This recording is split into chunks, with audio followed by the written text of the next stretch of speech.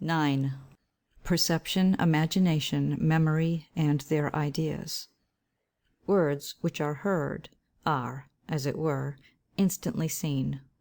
For words represent so many forms, quantities, qualities, movements, accidents, which are usually objects of vision. But whatever is seen is also taken in by a certain interior sight, or imagination, that is, it is perceived. Moreover, whatever is perceived by the imagination is also understood by man. Thus modes of sounds or of hearing pass over into images of sight, these into ideas of imagination, which are also called material ideas, these again into the rational ideas, or into so many reasons, from which, analytically connected, arises the intellect. Such is the progress of sensations from external to internal, and hence we may discern their differences. The imagination is therefore an internal sight, which corresponds to the external. For the eye is only the organ and instrument of vision, the genuine vision itself residing in the brain, or in the common sensory. When this is injured or disturbed or obstructed, the eye no longer sees, while on the other hand the image itself, which was present by daylight, is resuscitated when the eyes are closed or during sleep, as though it existed in the eye itself. The parts of the external sight are called images, but the parts of the internal sight are called ideas. By some, indeed, material ideas, since they are not represented as unlike the images of sight, except that they are disposed in a different order and connection. What this difference is, can be seen from illustration alone. The external sight contemplates only the figures of objects, as for instance, one wall of a palace after another, the roof, tiles, foundations, chambers, pictures, tapestries, thrones, and the dukes and ministers who dwell there. But the internal sight observes at once all these things, which to the eye are presented successively, or during the passing of time. The external sight beholds in a city one house after another, squares, streets, temples, monuments, its legislature, its inhabitants. But the internal sight sees these several things all instantaneously, and not in succession. The external sight beholds the whole starry heaven, with its sun, stars, planets, moons, meteors, clouds, and their phenomena, contemplating one after another, while the imagination comprehends them all simultaneously, and views the form of the whole heaven perceived by sight, so in other instances. Thus the external sight takes in only one part of the several objects after another, while the internal vision takes them in simultaneously, so that in a moment it may traverse a palace, a city, the starry heavens, and contemplate in one compound idea that which was presented to the eye in its particulars. Thus the total complex of the one differs infinitely from that of the other, so that something infinite or perpetual, as it were, is superadded, as contributing a superior form in respect to that immediately below it. Hence it follows that the internal sight, or the imagination, is in a degree proportionately superior, prior, interior, simpler, and more perfect than the external sight. From the organs themselves of the external sight, we may also conclude that the imagination or the internal sight is in a degree proximately superior and more perfect. The organ of sight is the eye, while the organ of internal sight is the cortical gland, especially of the brain. This cortical gland is an eye or a brain in miniature, but still it is an organ of a higher degree, for its form is vortical, according to the description given of it. Hence it is of a purer, more perfect, and simpler nature than the form of the organ of sight, whose rays and modifications are directed into the spiral form, which is next below the vortical in degree. The internal vision, or the imagination, exists in the cortical glands, and indeed in these separately, so that each one of these is a part or a symbol of that sense or the imagination. The harmonious variety of the glands causes that there is no difference in any object which is not in turn comprehended more distinctly in one of these glands and more obscurely in another. For the more eyes there are, so much more distinct is the sight. Consequently, the more cortical glands there are, so much more distinct the imagination.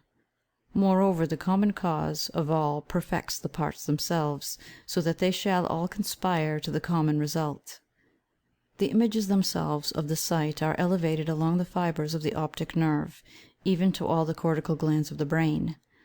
Reaching them, they run through them with the greatest rapidity, pervading even their whole fibrous and vascular structure by a kind of most subtle trembling, so that the whole gland is rendered conscious of the image and phenomenon of sight. The gland which is the organ of internal sight, or of the imagination, adapts itself at once most perfectly to receiving its object, far more perfectly, indeed, than can the eye or the organ of external sight. Thus the gland undergoes a change of state, which very nearly corresponds to the inflowing image or object, for it either contracts or expands, or assumes a more perfect form, or distorts itself into one more imperfect, since the entering of what is harmonious exhilarates and expands the sensory, while anything that induces discord binds and distorts, entirely as in the fibres and organs of touch. This change itself, which the gland receives, and to which it adapts itself at the impulse of any visual image, is called an idea. It can no longer be called an image, since it partakes of a certain superior and more perfect form as well as of intelligence. In this way the visual image is converted, and passes into the corresponding idea of the imagination, or the external and inferior sight into that which is internal and superior. From these things it appears that a certain natural correspondence intervenes between the imagination and the ocular vision, since that which is harmonious naturally expands the organ and restores it to its most perfect form, while the inharmonious compresses and distorts it into a form less perfect. This takes place by infinite modes, according to every quality of the object as regards its possessing a perfect or imperfect form.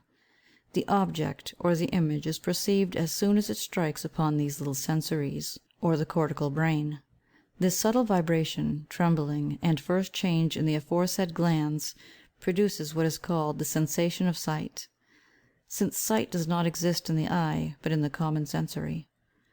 For when the modification pervades both the gland itself, inducing in this the most perfect form, and at the same time the simple fibres, which are so many intellectual rays of the soul, it cannot be otherwise than that whatever touches, and in an instant traverses these several fibres, should be felt. But this sight is superficial, and cannot yet be called perception. But we have first to learn what sight properly is, and what is perception, imagination, memory, image, idea; as also what their differences are. At the outset, it is to be observed that these all are affected in one organ or sensory, that is, in the cortical substance of the brain. Whenever those variations of the modes or modifications of the ether which consist of the differences of light and shade, or of black and white, whence the colours arise, strike upon a little sensory of the brain, then sight exists. The variations quiver over the surface, and through both the medullary and cortical, the fibrillous and vascular substances, and they dispose the little sensory for receiving a modification similar to their own. The sensory does not enter into other states, but it remains simply in the state agreeable to that which flows in. Then it is that sight arises, and its changes in this little sensory, or brain in least form, are only such as conform to the object of sight. The parts of sight are called images and objects. But the imagination comes into play whenever the sensory undergoes diverse states, even while the first state is still preserved, which is the state of the object and the common state, and basis as it were of the remaining states. Thus, while other states are passed through, they all have a bearing upon this first, or one common to them all, and to this they are all related and assimilated. For there are innumerable states possible, both universal, special, and individual, and under every universal one there are infinitely many singular ones, or in one general state there are infinite particular states, which are called its single parts. Nor can they do otherwise than contribute their share to a certain general form, since they subsist under a general form which they help to sustain. The parts of the imagination are not called images, but ideas; for taken together they contribute a certain form which approaches the rational, while yet it is not the rational. Into the imagination enter only those things which are similar and in agreement, and these are all particular ideas. From these arises a compound idea, which again is, as it were, the part of an idea still to be composed.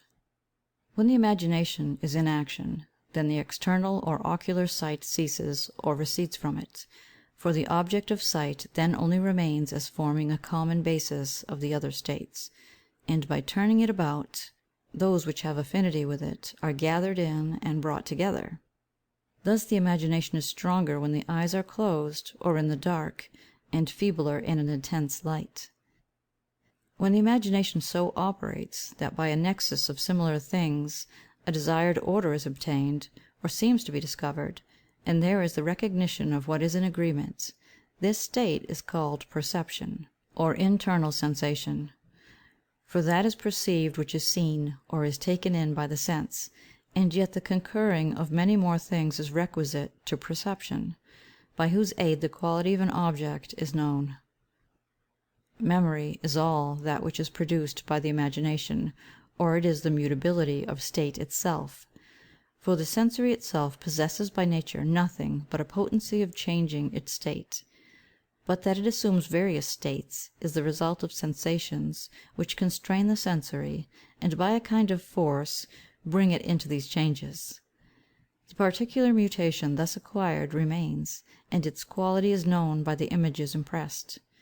Hence a particular mutation which exists in potency is a part of the memory, while a particular mutation which is in act is a part of the imagination. Therefore the ideas of the memory are not the same as the ideas of the imagination, but they are not reproduced except by an actual mutation.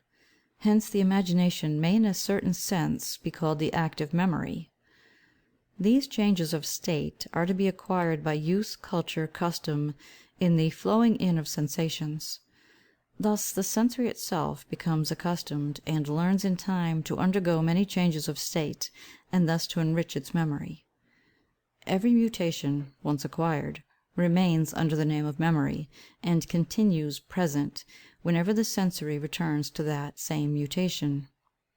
From these observations we may now conclude what the imagination is, and what the memory and the idea, and also in what manner the sight passes over into the imagination, and thus what is their relation. The brute animals, however, are born not only into their natural memory, but into their imagination, or into the mutation of the state of their sensory. For they are possessed at once of the perfect sensations of their members, and with their powers of acting. It follows from the foregoing principles that there can be no idea of the imagination which is not in the memory, and no idea of the memory which has not been in the sense. Hence that all parts of the imagination are insinuated through the senses alone. Consequently, that there can be just so much imagination as there is memory, and so much memory as there is experience of the senses. But inasmuch as the order of similars, their harmony and their form, does not depend on this sensory, but on a higher and a pure intellect, it follows that something more than memory alone is required for the imagination. For it is not owing to the memory that those ideas called forth are rightly put together. This is rather the result of the pure intellect itself, or of the soul, whose nature it is to understand the harmonies and order of things.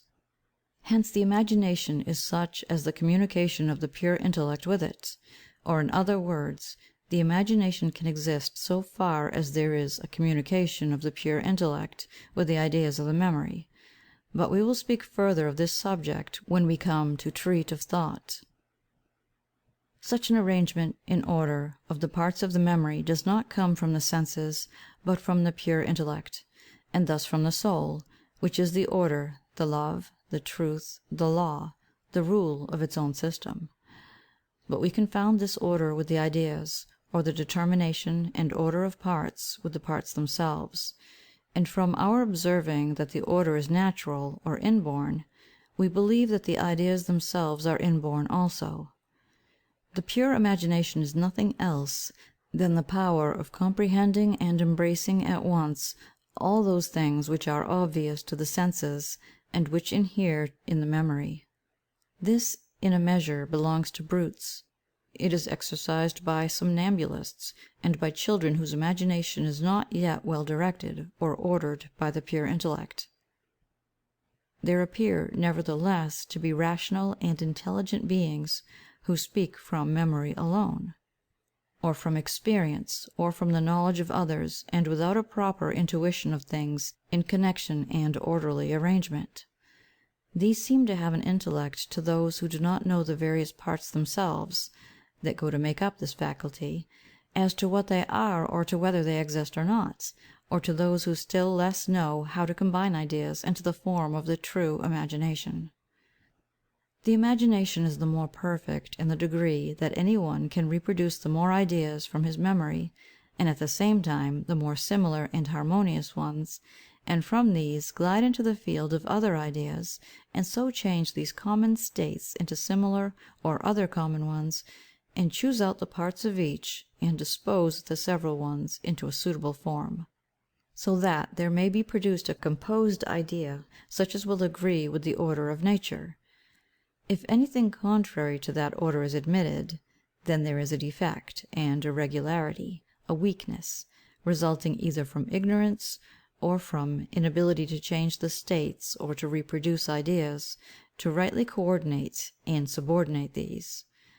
Or it may arise from a failure of the pure intellect to communicate with the ideas of the memory, or from many other causes. No speech can originate from imagination alone. To this both intellect and thought are requisite, for there is in every composition of words something intellectual, analytical, and philosophical, yea, spiritual.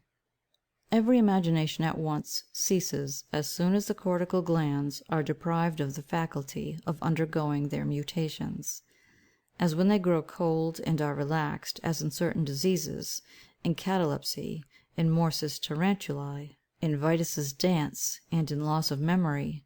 The glands are deprived of this faculty when the blood is obstructed, either by the relaxing of the vessels, or by something that hinders its return to the veins and sinuses. When the fibres relax, the glands lose their tone, adhere to those next to them, and become thickened with the more sluggish flow of humours. The internal state of the sensory, indeed, depends on the determination of the simple cortex, and of the tender fibres of its vessels, of the meninx piscema surrounding it, of the follicle itself, and humour flowing through. But the external state of the sensory depends upon its connection with others near it, by means of the very delicate fibrous threads, and by the arterial ramifications, in general by the pia meninx, from the insertion of the vessels and the production of the fibre. But the external state, or one still more remote, depends upon the arterial vessels of the brain, the quality of the blood, upon the liquids outside the vessels, upon the furrows and chinks between the cortical masses, upon the connection of the medullary substance, upon complication and tension, upon veins, sinuses, and the dura mater, upon the form of the whole brain, and its connection with the cerebellum. The qualities of the memory and those of the imagination are most diverse, for there are as many varieties as there are people. There are those who are of quick memory and imagination, and those who are slow; those in whose memory objects are most firmly held, and those in whom these are suddenly dissipated. Also there are those who can recall acts after a long time. Yet we are not able to examine thoroughly the causes of every variety, unless we know rightly the internal state of the cortical glands and the more perfect forms. The reason of all can indeed be given and confirmed by the phenomena of experience. But here it will suffice to touch only upon the generals of the subject. From what is related above, it is evident whence these diversities have their origin. The imagination vacillates, is intoxicated, becomes insane, according as the animal spirit and purer blood which passes through the little sac of the gland is obstructed by heterogeneous particles, prickles, and things disagreeing. For then the gland within is pricked and stimulated into other states than those which are induced by sensations. Thence is inebriety, or inebriate insanity. Whether such influences or touches occur from within or without, still the gland is disturbed out of its own natural order. Those inclinations into which we are born also take their origin from thence. For instance, that we are born poets, musicians, architects, mechanics, or whatever else, depends more upon the imagination than the intellect. For there are persons whose little sensories incline and are more easily adapted to these than to those changes of state, and by a natural leading more promptly seize and reproduce one set of ideas than another. This depends upon the form itself of the sensory or gland, while the form is dependent on the simple cortex, and this depends on and springs from the soul. The internal sight is most acute, and resides in the top of the cerebrum, for there the cortex is most distinct, and is surrounded by very frequent fissures, so that it can be disposed for assuming every mode, and every state. It is not so elsewhere in the cerebrum, still less in the cerebellum, where the sensations are common and accordingly indistinct. For a universal, without the distinct powers of the particulars, is obscure, and of such action imagination cannot be predicated. Chapter 10. The Pure Intellect. 123. Before we treat of the mixed intellect, or of thought and our rational mind, it is necessary to treat of the pure intellect. For thought is, as it were, a middle between the pure intellect and the imagination, and in a certain manner draws its essence from both. For the priors and posteriors, or the extremes, which enters on both sides, are to be explored in order that the nature of the middle, or the mixed result, may be known. 124. There is in each cortical gland a certain substance of the cortex of the brain, out of which the simple fibres arise, just as the medullary or composite fibres arise from the cortical glands. For the cortical gland, which we call the internal little sensory, is the cerebrum in its smallest effigy. 125. The simple cortex, or simple cortical substance, is that most eminent organ of the pure intellect, for it exceeds in perfection that sensory of the imagination or perception, that is, the cortical gland, as far as this exceeds the cerebrum, and as far as sight exceeds hearing, for its form itself is superior, and indeed the highest form of nature, that truly celestial form which was described above. It knows no higher form except what is spiritual, and since this substance is placed in the highest apex of nature, it cannot be indicated by the same terms employed in describing inferior substances, for these are too crude to be applied. Therefore we can hardly call it the cortex, nor the cortical substance, nor an analogous or emulous cortical substance, nor anything but the most eminent organ. We may not name it a sensory, for it does not feel, but understands. Wherefore in what follows I call this the intellectory. 126. The sensory depends upon this intellectory, that is, sensation depends upon the pure intellect. For there is no sensation nor perception of sensation, unless by some faculty more interior or superior it is understood what that is which is perceived. The smallest differences themselves which are in every idea, and exist between single ideas, cannot be distinguished by feeling and perception merely. There must be the intellectory, which judges and decrees that this idea harmonizes with that idea, or is discordant with it, and that it agrees with another and with still more, which are related or similar, so that it may be known what is harmonious, what is particularly adapted, what pleasant, true, and good. There would therefore be no thought without the pure intellect, still less would there be imagination and sensation. The very organism of the body depends similarly upon this intellectory, or inmost sensory. There is no composite cortex without the simple cortex, such as is that of the brain, for from the simple cortex simple fibres arise, which arrange the gland itself through their own determinations. No cerebrum exists without cortical glands, no sensory of the sight, hearing, taste, smell, touch, and thence no body. Therefore all things regard this intellectory or pure intellect as their beginning, and at the same time the sense to which single operations refer themselves. 127. This intellectory recognizes above itself no other form than spiritual form, that is, the soul itself, or the form of the soul. Whence pure intellect does not recognize above itself anything except pure intelligence, which is of the soul, because this is spirit. Consequently, we ought not to confound pure intellect with intelligence, or the intellectory with the soul. For the intellectory whose form is celestial and the first of nature can understand nothing from itself, but only from the essence or spiritual form. This alone understands, and causes that which next in order follows to understand. Thus it is evident that our soul is in a region above the possible perceptions of our rational mind. For we believe that thought is the highest and the proper power of the soul itself. But above that thought, which never exists except as impure or mixed, there is a purer thought, and above this a spiritual intelligence itself, and still above this there is wisdom, which is divine and not human. For intelligence draws its wisdom from the divine spirit alone, thus from God. 128.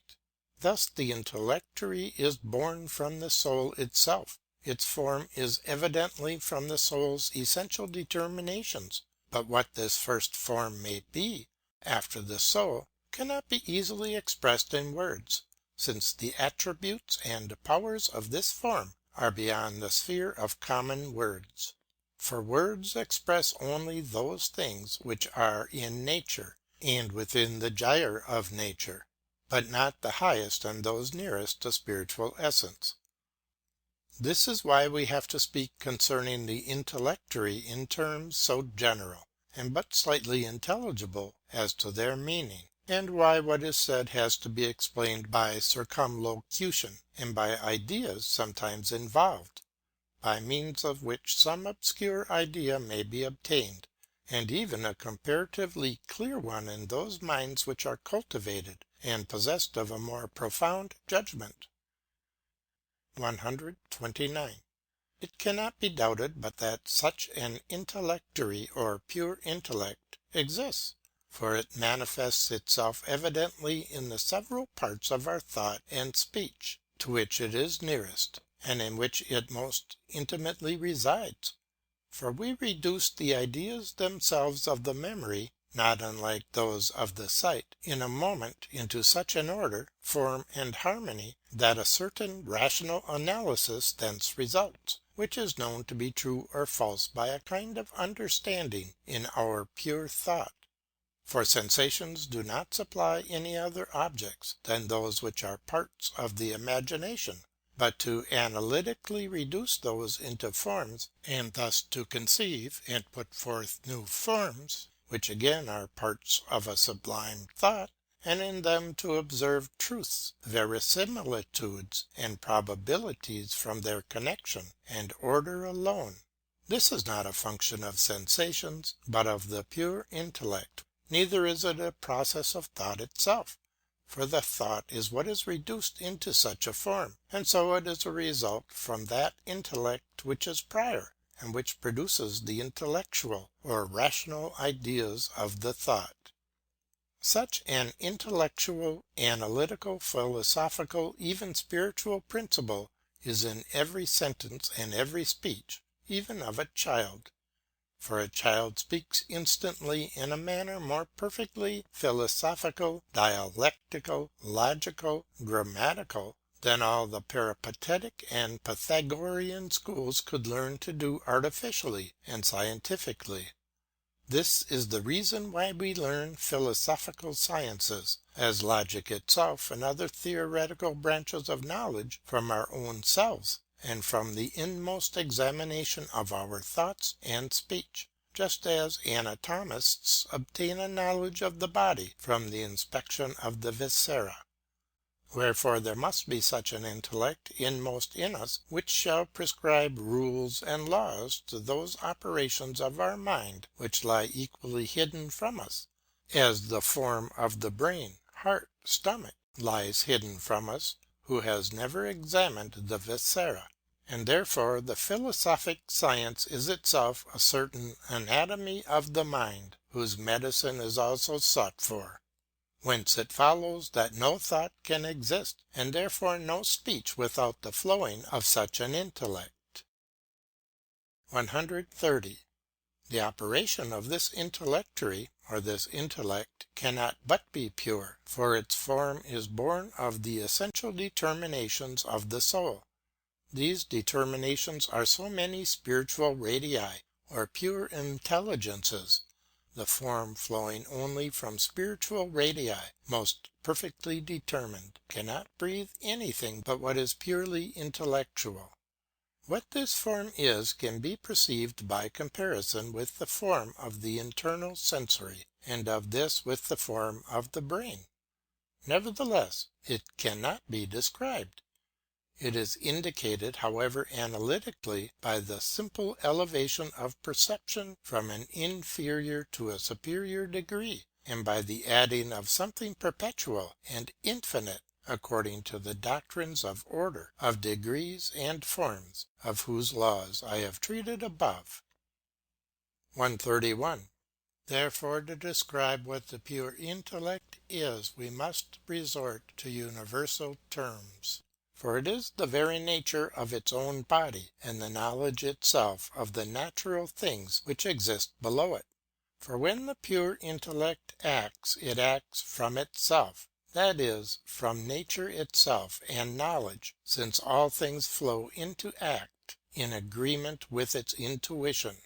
For the pure intellect does not first inform itself, from other sources, how and in what manner it shall act, but from itself and in itself it knows those measurements, laws, rules, and truths, and other things which are found to be contained, although imperfectly, in the thought, imagination, external sensation, in the action, and in the several organs.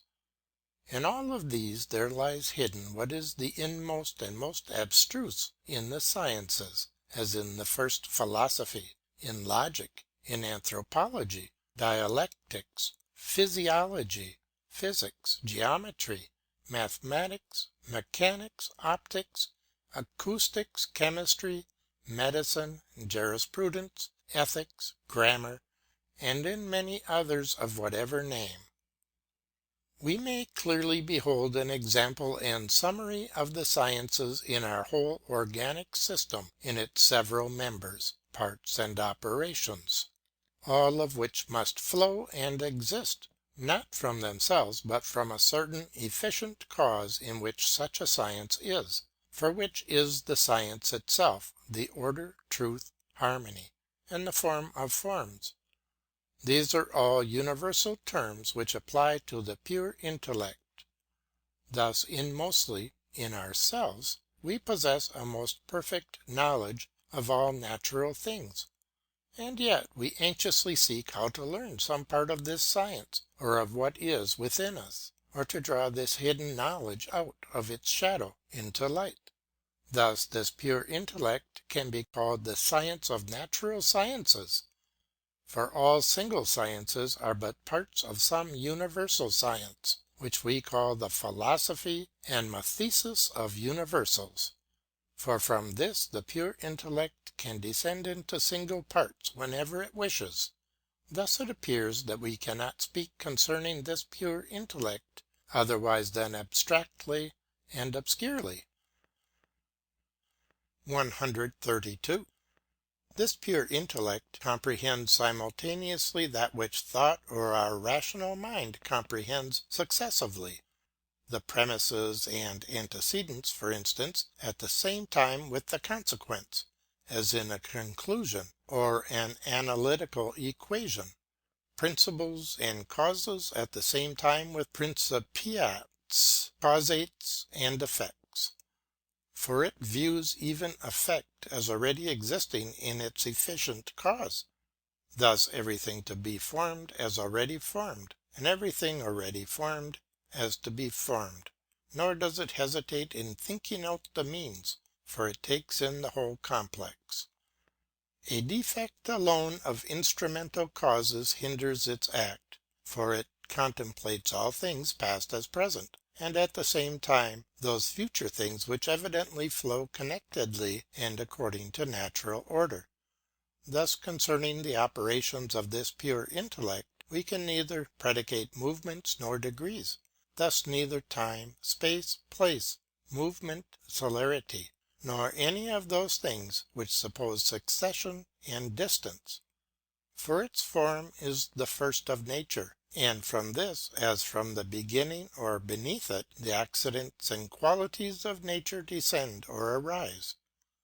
For celestial form embraces and, as it were, contemplates all following forms, as if existing in itself, when it begins its operations. 133.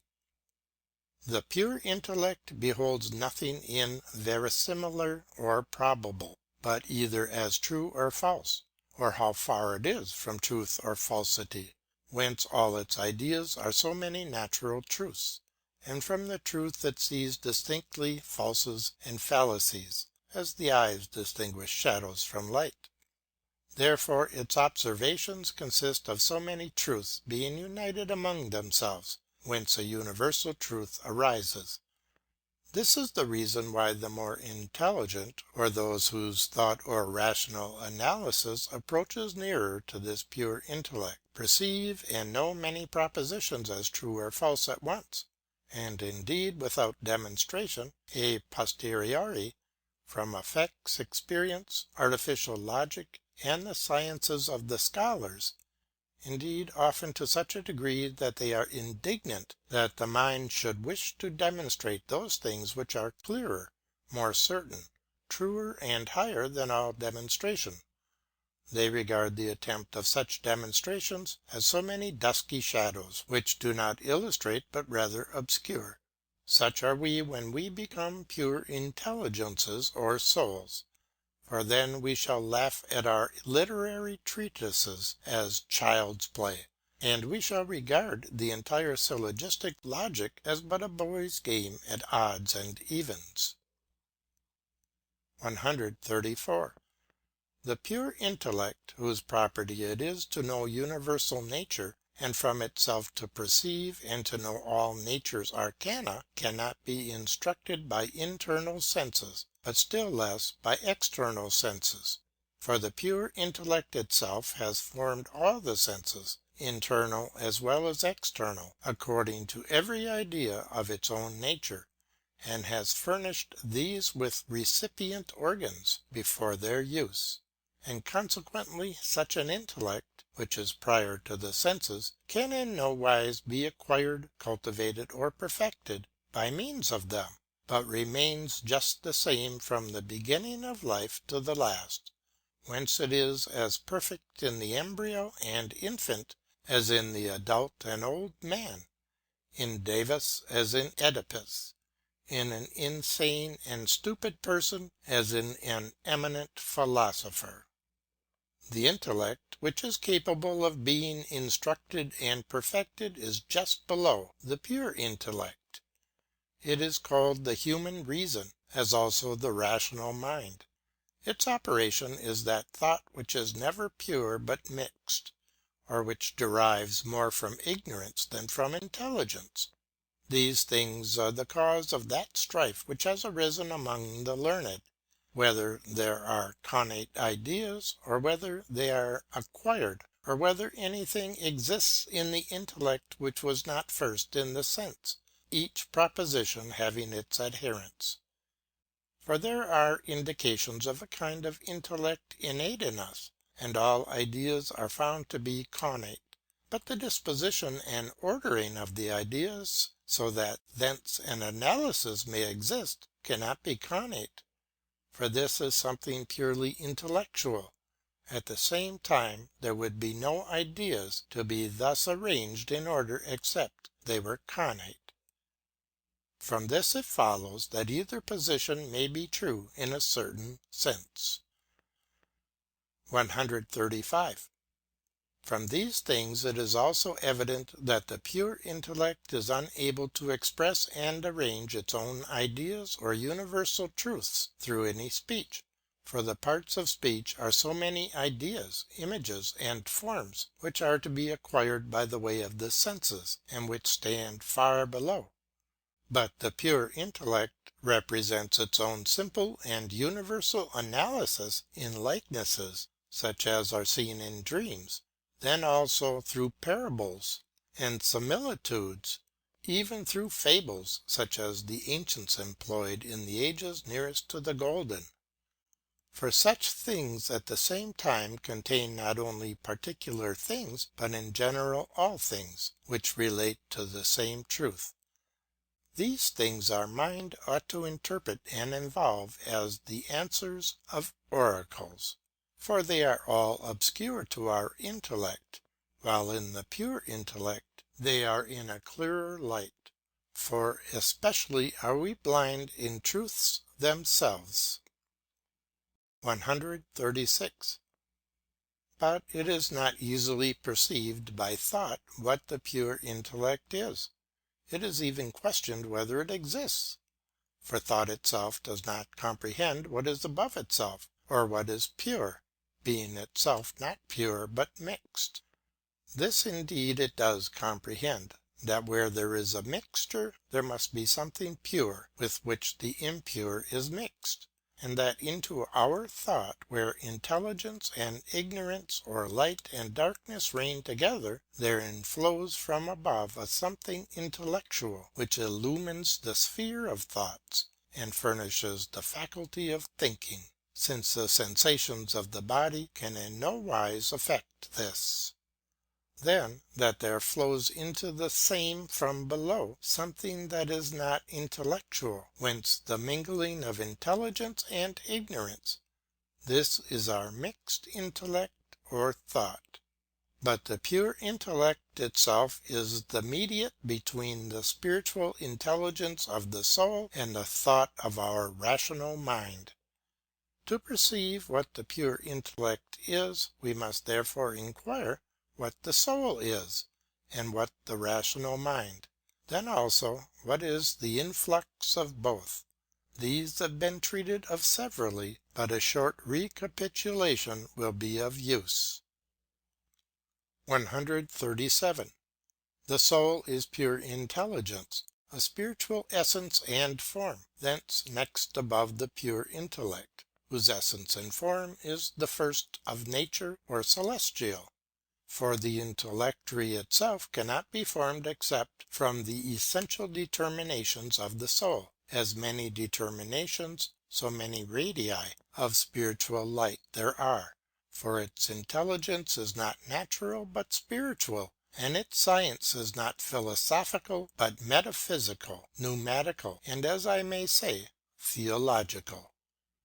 From this it follows that its first descendant is the pure intellect, whose property it is to know most immediately, both from itself and in itself, all that which is natural.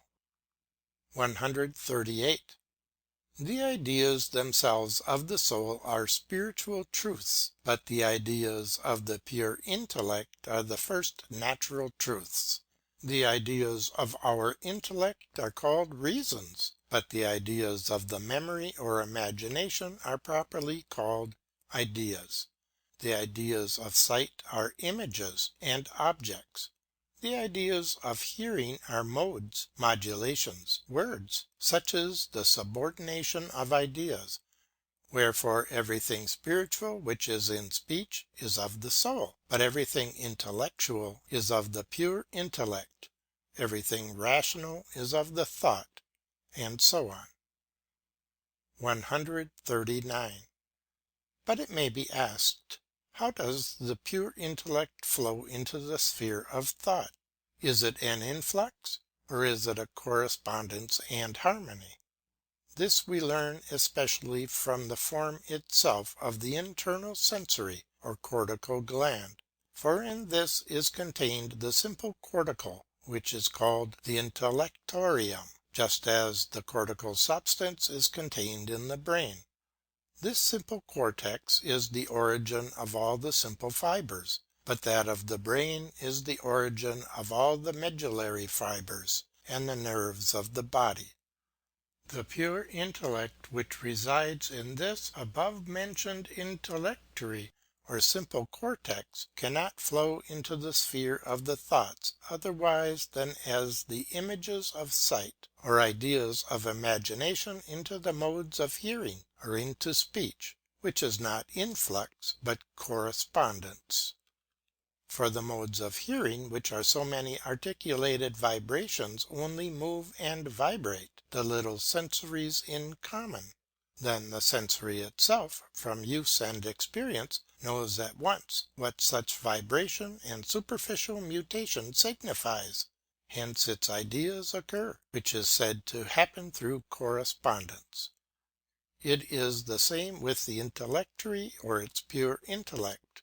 For when the sensory goes through its mutations of state, then the intellectory commonly acted upon, or as we may say externally brought into another situation, immediately knows from use and experience what such a mutation signifies, and so immediately concurs. Thus it is not influx but correspondence. But concerning this more will be said below, where we shall treat of thought and intercourse.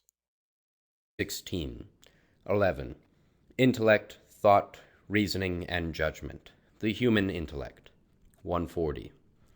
There is no thought without imagination, because there can be none without the ideas of memory, which are as much parts of thought as of the imagination, since without memory we cannot think.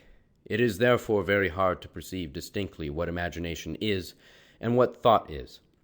That they are so distinct from each other and can be distinguished appears in the case of somnambulists, who see with eyes open and with a sort of imagination, but often a perverted one because there is no thought in it. Then again, from brute animals, who are not without imagination, even if they are without thought. Also from those just out of infancy, who begin to prattle and speak things imagined, but not things thought. Many adults even being like them, varying in their capacity of thought and fancy. But because there is imagination in thought, and thought in imagination, we believe thought to be a certain more perfect and refined imagination, supposing that these could not be separated, as was said. It is important, therefore, to inquire more thoroughly what the one is and what the other. 141. Imagination is only a superior and internal sight. It is exerted when we reproduce single objects in that order in which they have been seen, as a palace or edifice with all its external and internal structure, then also its other furnishings, even to the very masters and servants who inhabit it, without any other connection and order than were observed in the sight and hearing. It is the same with the cities, provinces, and kingdoms which we have visited. These the internal sight or imagination observes collectively, while the eye observes them successively. Then also the human body itself and its single viscera and parts, their position and connection, and finally their whole anatomy. So in other things, as in the several practical sciences, mechanics, experimental physics, astronomy, yea, also in theoretical sciences, so far as we have learned and retained these by memory. Therefore imagination is the reproduced memory of things seen and heard, and a simultaneous intuition of them without any further progression into those things which have not yet been grasped by the sense. 142. Thought, indeed, does not rest content in the reproducing of mere ideas of the memory or of the imagination, or in viewing at the same time objects which have been successively brought before the external sight, but it goes farther. For from these, and from other similar things successively run through and represented, it gets hold of and brings out some new idea never before seen, and, indeed, it does this by means of a certain analysis, not unlike an analysis of infinites, as for instance by the laws of natural philosophy, and by a mode of reduction, of transposition, and of equation. This equation itself, formed by means of the mind alone, is called an idea of thought. Thus an idea of the imagination is that which has been insinuated through the doors of the senses. But an idea of thought is that which is formed by the proper force of the mind from ideas of the imagination, resembling figures in a calculation. These ideas of thought, which are called rational, intellectual, and immaterial, once formed, however much compounded, are nevertheless regarded as simple ideas scarcely otherwise than as integral equations in algebra and integral analogies assumed for unity in geometry and arithmetic. The mind distributes and divides these, its own ideas, again into some other order or rational form, and thus deduces another analysis and equation from these. Hence arises a still more perfectly rational and intellectual idea. Thus thought is perfected and becomes more sublime and purer, and approaches nearer to pure intellect, and it ascends higher in that degree in which more ideas drawn into itself are assumed for simple ideas or truths, and as from these, arranged among themselves analytically, a still higher idea is elicited. In no other way can we be elevated to a knowledge of the pure intellectory, thus not by speech, or the use of words, or of ideas, or of the imagination, for its truths are more sublime than words, nor can they be expressed and laid bare except by such vocal forms as have been elevated and drawn up to them. 143. Such, therefore, is thought, from the description of which it is clear what difference there is between it and the imagination, as, for instance, that the ideas of thought are acquired by the mind itself, but the ideas of the imagination are only from the external senses, and that the thought can be perfected and exalted as it approaches nearer to pure intellect, but imagination is perfected only by experience of the senses, both its own and those of others.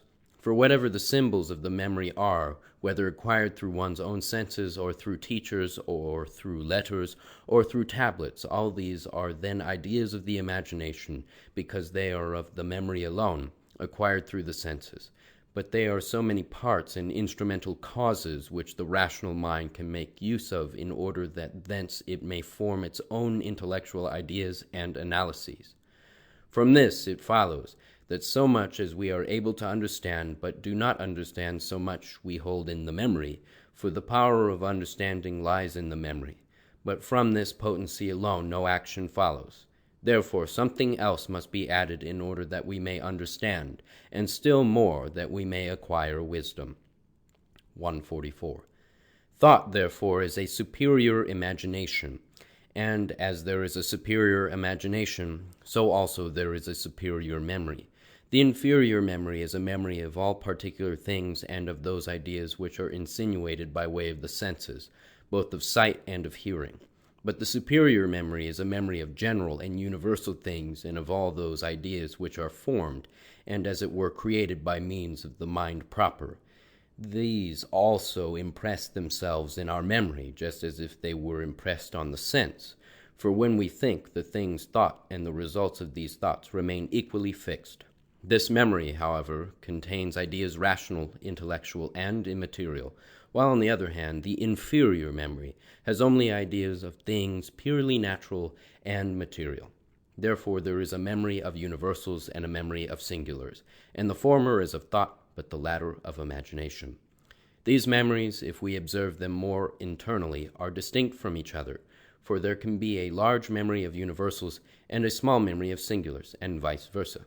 For the memory of universals comprehends in itself singulars which, as symbols of confirmation, can easily be drawn out, or can insinuate themselves.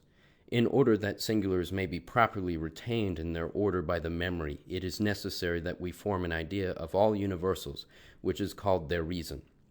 From this order of the memory, singulars may be drawn forth, as from a single general rule and knowledge of calculation, as in arithmetic and algebra, yea, as also in other theoretical sciences, we can of ourselves educe an infinite number of specials and particulars.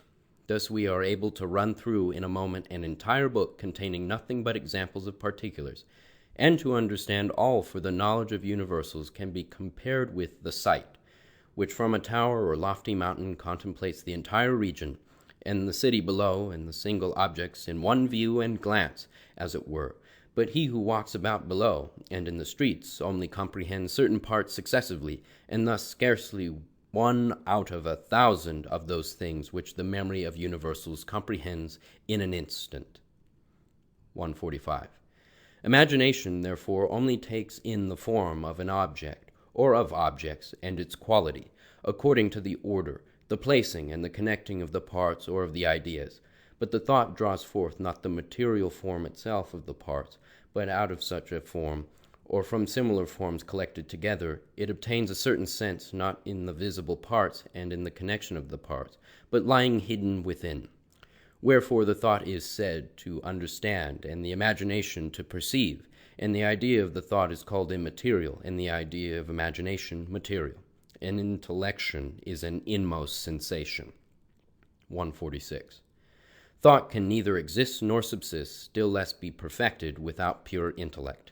Pure intellect appears as though it flowed into the sphere of the thought to illuminate it by a certain light of intelligence.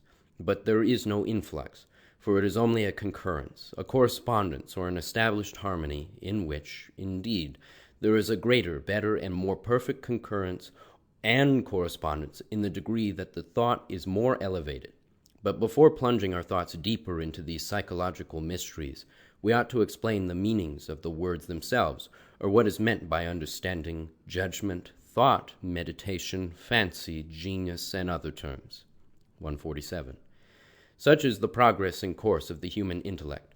For truly what we hear we see, that which we see we perceive by an inmost sense, that which we perceive we understand, from things understood we think, from things thought we judge, from things judged we choose, from things chosen we conclude, from things concluded we will, and at length we act. This whole process is called the common intellect, in which the senses of hearing and seeing perform their own parts, but not the other senses, as smell, taste, and touch. The human intellect, or the intellect proper to man, consists in understanding, in thinking, in judging, in choosing, in concluding, in willing, and in acting accordingly. This whole course is, indeed, successively run through, but very often without the moments and degrees being observed. This velocity itself is called presence of mind, or according to others, the presence of the animus. But where the process is slower, it is called absence of mind and sluggishness. There can be presence of imagination without at the same time presence of intellect, and vice versa, for the one is distinct from the other, as noted above. He who promptly perceives singulars or takes them into the imagination, while the pure intellect promptly but slightly concurs, is called ingenious, and that faculty is called genius.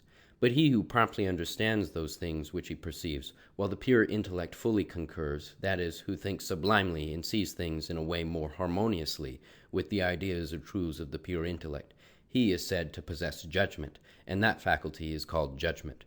Thus genius is the perfection of the imagination, but judgment is the perfection of thought. Or genius draws more from the imagination and the external senses, but judgment draws more from pure intellect. Hence genius is the characteristic quality of the intellect of animals, but judgment is that of the human intellect. Genius is common to boys, youths, the female sex, poets, and singers, but judgment is common to adults, the aged, men, philosophers. For with age judgment matures and increases, whereas genius decreases. To the most perfect judgment, not only the pure intellect, but also the soul, or spiritual intelligence, communicates and confers rays of its own light. The parts of the human intellect, or of thought, are called rational ideas, or simply reasons. When these are first brought together and turned about before a certain judgment is formed from them, we are said to ratiocinate, and the minor judgments which are formed from them are called ratiocinations. Genius, therefore, does not form judgments, but ratiocinations. When these ratiocinations are explained in speech, the whole act is called discourse. But let us treat more especially of the course and the series of the parts of the intellect properly human. 148. Understanding is a superior perception, and thus an inmost sensation. When, for instance, those things are understood which are perceived by an internal sight, I call it intellect because it is a sensation and a species of passion, as will be demonstrated below. 149. Thought closely succeeds perception, for when we call forth ideas of memory, one after another, particular and common, singular and universal, and others similar and contiguous, then that operation is properly called thought, or a turning and revolving of the mind toward every part or idea. More intense and constant thought fixed deeply on one object is called meditation. The state and habit of meditation is called fantasy. 150. When ideas or reasons are turned and revolved in thought, they are at length brought into the form of some equation, into which are brought all the analyses and rational analogies, scarcely otherwise than in the analytical calculus of infinites. This equation is called judgment, to which belonging merely those things referring to the matter proposed. The more perfect the form of the equation, and the more similar and harmonious the things to be found in it, so much the more perfect is the judgment. But it belongs to the pure intellect to perceive similarities, consistencies, harmonies, and truths. Hence it is an exact judgment when the rational mind has called the purer intellect into closer intercourse. 151. It is from this analytical or rational equation, that is, from this judgment, that innumerable reasons and analogies are brought forward and collected. One reason is called forth after another in order, for that we may know what an algebraic equation contains in itself. One thing after another must be evolved, otherwise we perceive nothing distinctly, nor will the mind be able to determine or follow the particulars distinctly in act. This equation, therefore, must be resolved again before we can understand what it contains. The whole equation cannot be evolved at the same time, since its parts or analogies have entered into it successively and are in it simultaneously. These have, therefore, to be successively evolved. This operation is without a proper name, unless it may be called election, which being free coincides with free will, or with the liberty of willing and acting. For this will chooses freely, and thus concludes what is to be deduced from that rational equation, or from the judgment, and what is to be sent into the will. It may on this account be called the conclusion. The completion of all is the will. Following this and in it is determination, from whence arises action, and from the action the effect. But before it is concluded that anything must be sent from the intellect into the will, and from the will determined through an action, there will have to be present also the love or desire of a certain end. For this reason I have not been able to treat of the will until these loves and desires have been first considered. 152. This properly human intellect now described is called thought, and in what follows we shall make use of the word thought. The question then arises, how does thought operate? It appears from the description that it operates like the imagination, that is to say, by changing the state of the sensory or of the cortical gland. But there are common and particular, general, special, and individual, universal, and singular changes of the state of that sensory, and these which embrace particulars, individuals, and singulars are properly thoughts, for they are induced and formed by thought itself. Since the state thus formed, in order to embrace single particulars, at first obscurely but afterwards distinctly, is not a state of the imagination, for this is concerned only with particulars and singulars. That there are infinite states and infinite changes of state the mind can hardly conceive, or how many analogies simple and compounded there are, and how many series of analogies, or that these are capable of reduction one into another, but experience shows that these do exist, and are actually represented, and the very perfection of superior beings consists of this faculty of changing the state. Since, therefore, the cortical gland of the internal sensory can put on so many changes of state, it follows that the intellectory, or inmost cerebrum, that is, the simple cortex, must be able to produce still more, even to infinity. For example, let us take certain thoughts reduced to an equation or general formula. then in this equation, as in a general or common state, there may be 1,000 analyses. Therefore, there must be a state for the common sensory which comprehends all distinctly. This is observed in speech itself and in writings. For one particular is adduced after another, and the more distinctly this is done, so much the more distinctly do they inhere in the equation or proposition. For we observe the singulars under a state common to all. This is so evident that by reflection alone we may see it to be true. 153. But as it has been said, that pure intellect does not flow into the sphere of thoughts, but concurs with thoughts or with changes of state, it must now be explained in what way that act follows.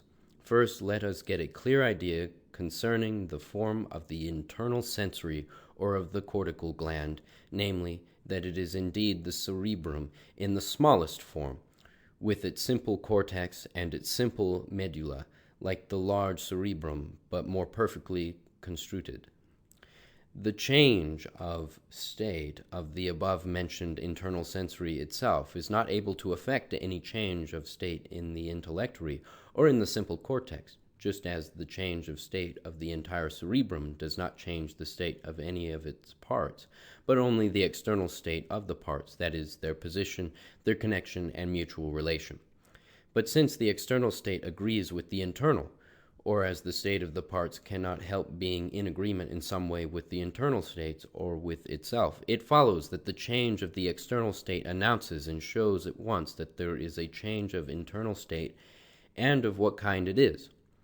While the internal state is rendered conscious of this change, it perceives at once what it means, precisely as the words of speech perceived by the hearing are turned immediately, as it were, into ideas as of things seen, not by influx, but by correspondence.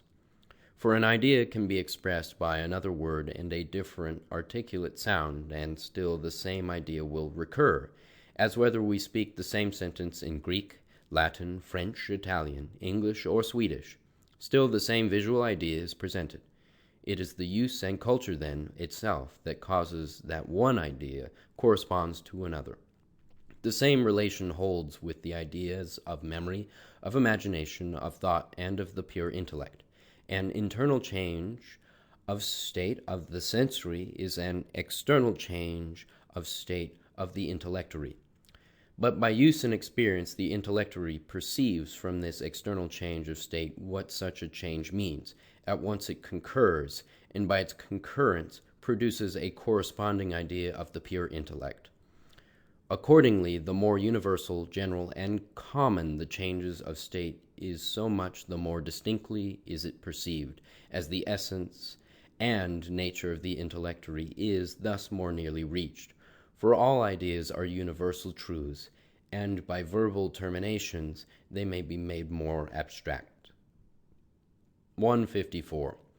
From this it follows that we are able to come nearer and nearer to the pure intellect, and indeed, by means of universal ideas and a certain passive power, that as we remove particular ideas or withdraw the mind from limitations, from the more broken, limited, and material ideas, and at the same time from desires and loves, which are purely natural, then the human intellect, quiet and free from foreign disturbance, and dwelling alone with its own and what belongs to pure intellect, causes that our mind shall not suffer other changes or give forth other reasons than those which accord with the ideas of pure intellect.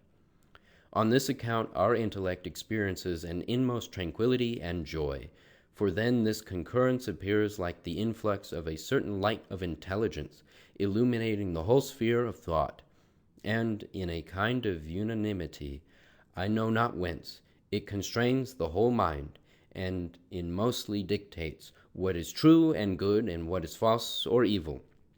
In this way our intellect is perfected by the maturing judgment, and if I may speak from theoretical anatomy itself, when the mind comes into this state, it is seen that then the simple medulla itself consists of simple fibers only, with a few vessels.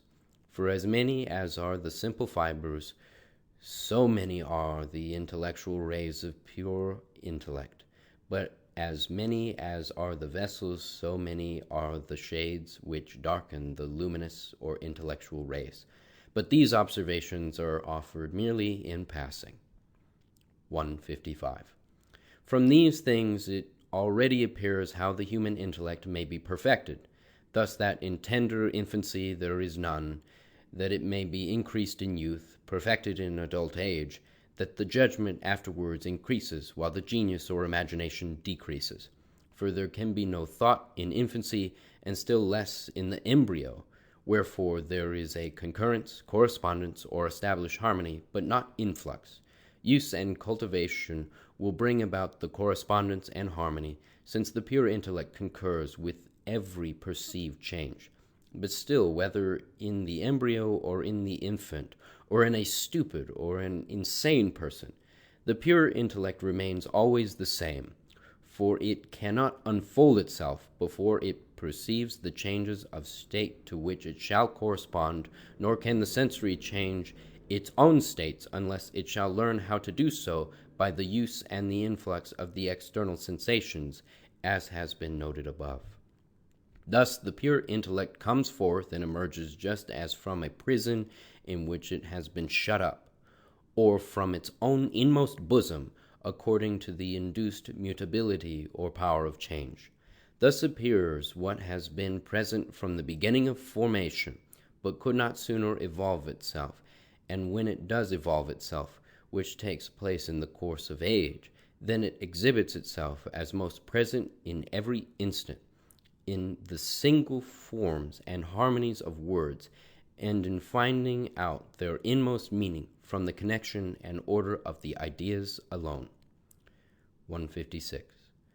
But experience itself, as well as theory, proves that the human intellect proper depends little upon its pure intellect, but rather upon what is imagined, and even that the imagination depends more upon its sensations than upon its own intellect or thought. Thence is our intellect exceedingly impure, so much so that it deserves rather to be called spurious and adulterous. Nevertheless, it appears to us so beautiful and pure that we believe it to be the soul itself, which is not pure intellect merely, but even spiritual intelligence. How mistaken all this is appears from the mere statement. Our intellect is even so alienated oft times from the pure intellect that they combat each other, the one acknowledging worldly things as truths, the other knowing them to be wholly mendacious, and that their fallacious ornaments pass them off for truths to gain applause. 157.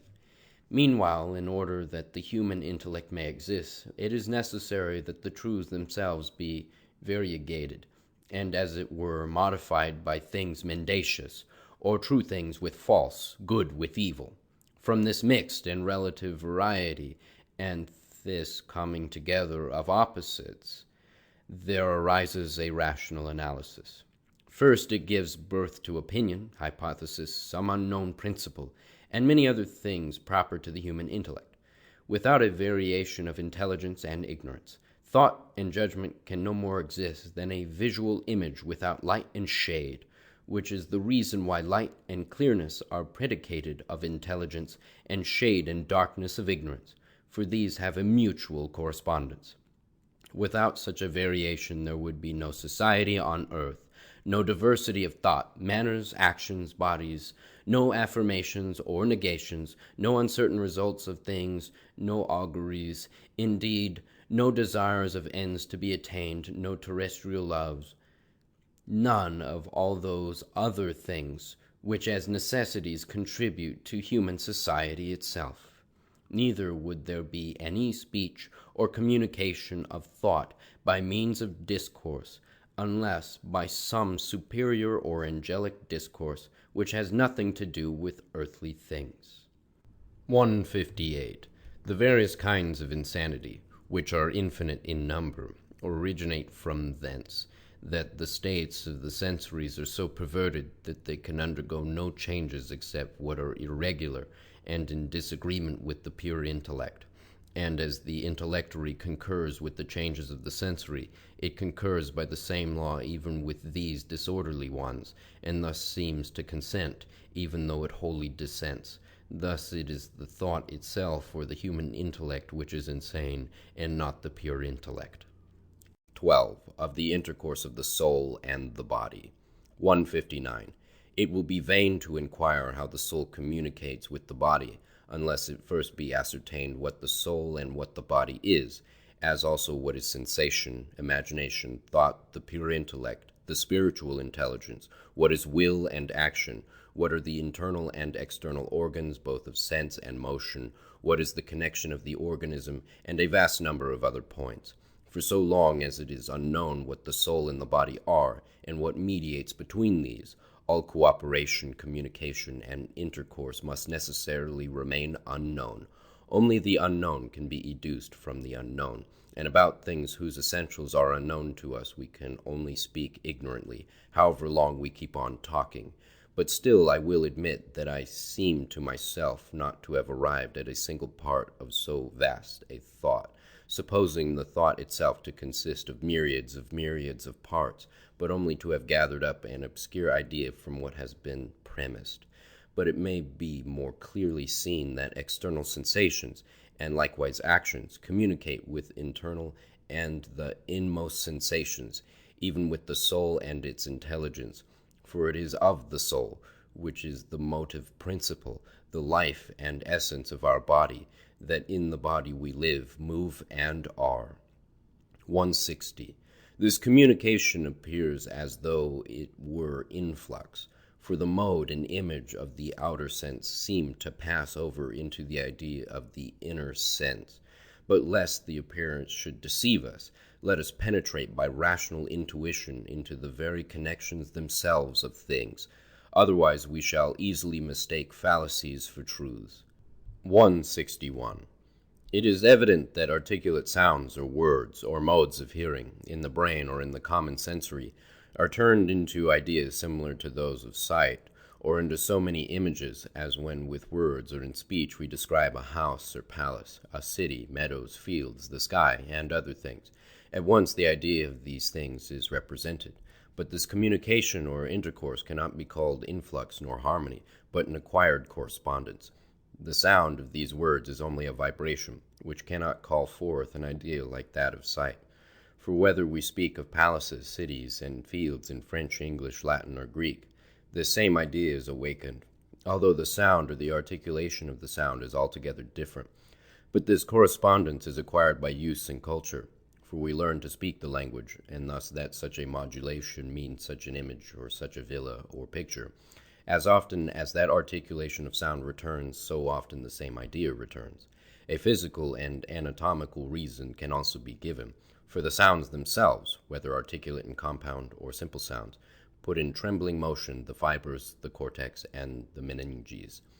This trembling causes to vibrate the substances themselves, and it produces an alternate local motion of their parts. This alternate vibration induces no change in the internal state of the parts, but only in their external state, or in the brain itself.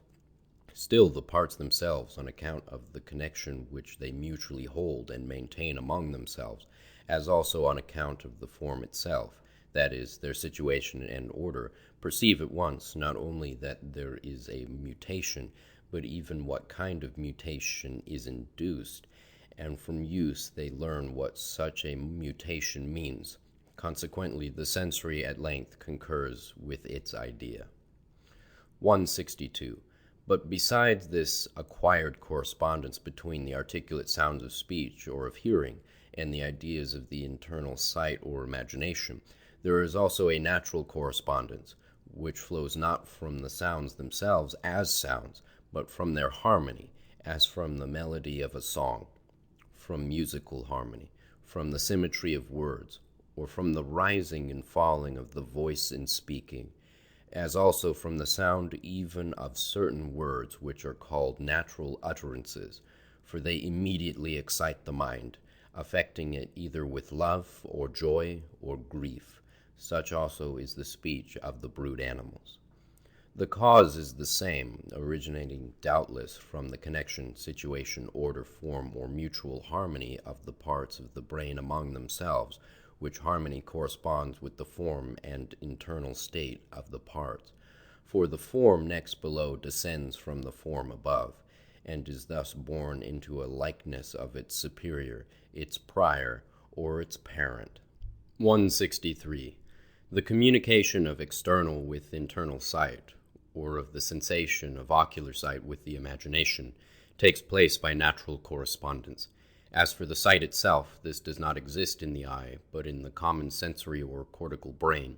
It indeed passes through the eye, but it does not stop until, by means of the fibers of the optic nerve and the medullary substances of the brain, it has raised itself or ascended even to the origins of the fibers, or to the cortical substance of the brain.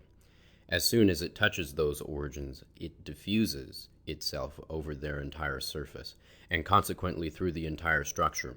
Thus the ocular sight exists in this sensory itself, between which and the eye there is a continuous connection. This communication may in a certain sense be called influx, but it is rather the presence in the internal sensory of that image which was in the external. It is only sight, however. It is not imagination. Likewise with the hearing, which is not an activity of the ear, but properly of the brain, for it is conducted by continuous fibers even to the brain, and thus the hearing and the sight can be brought together.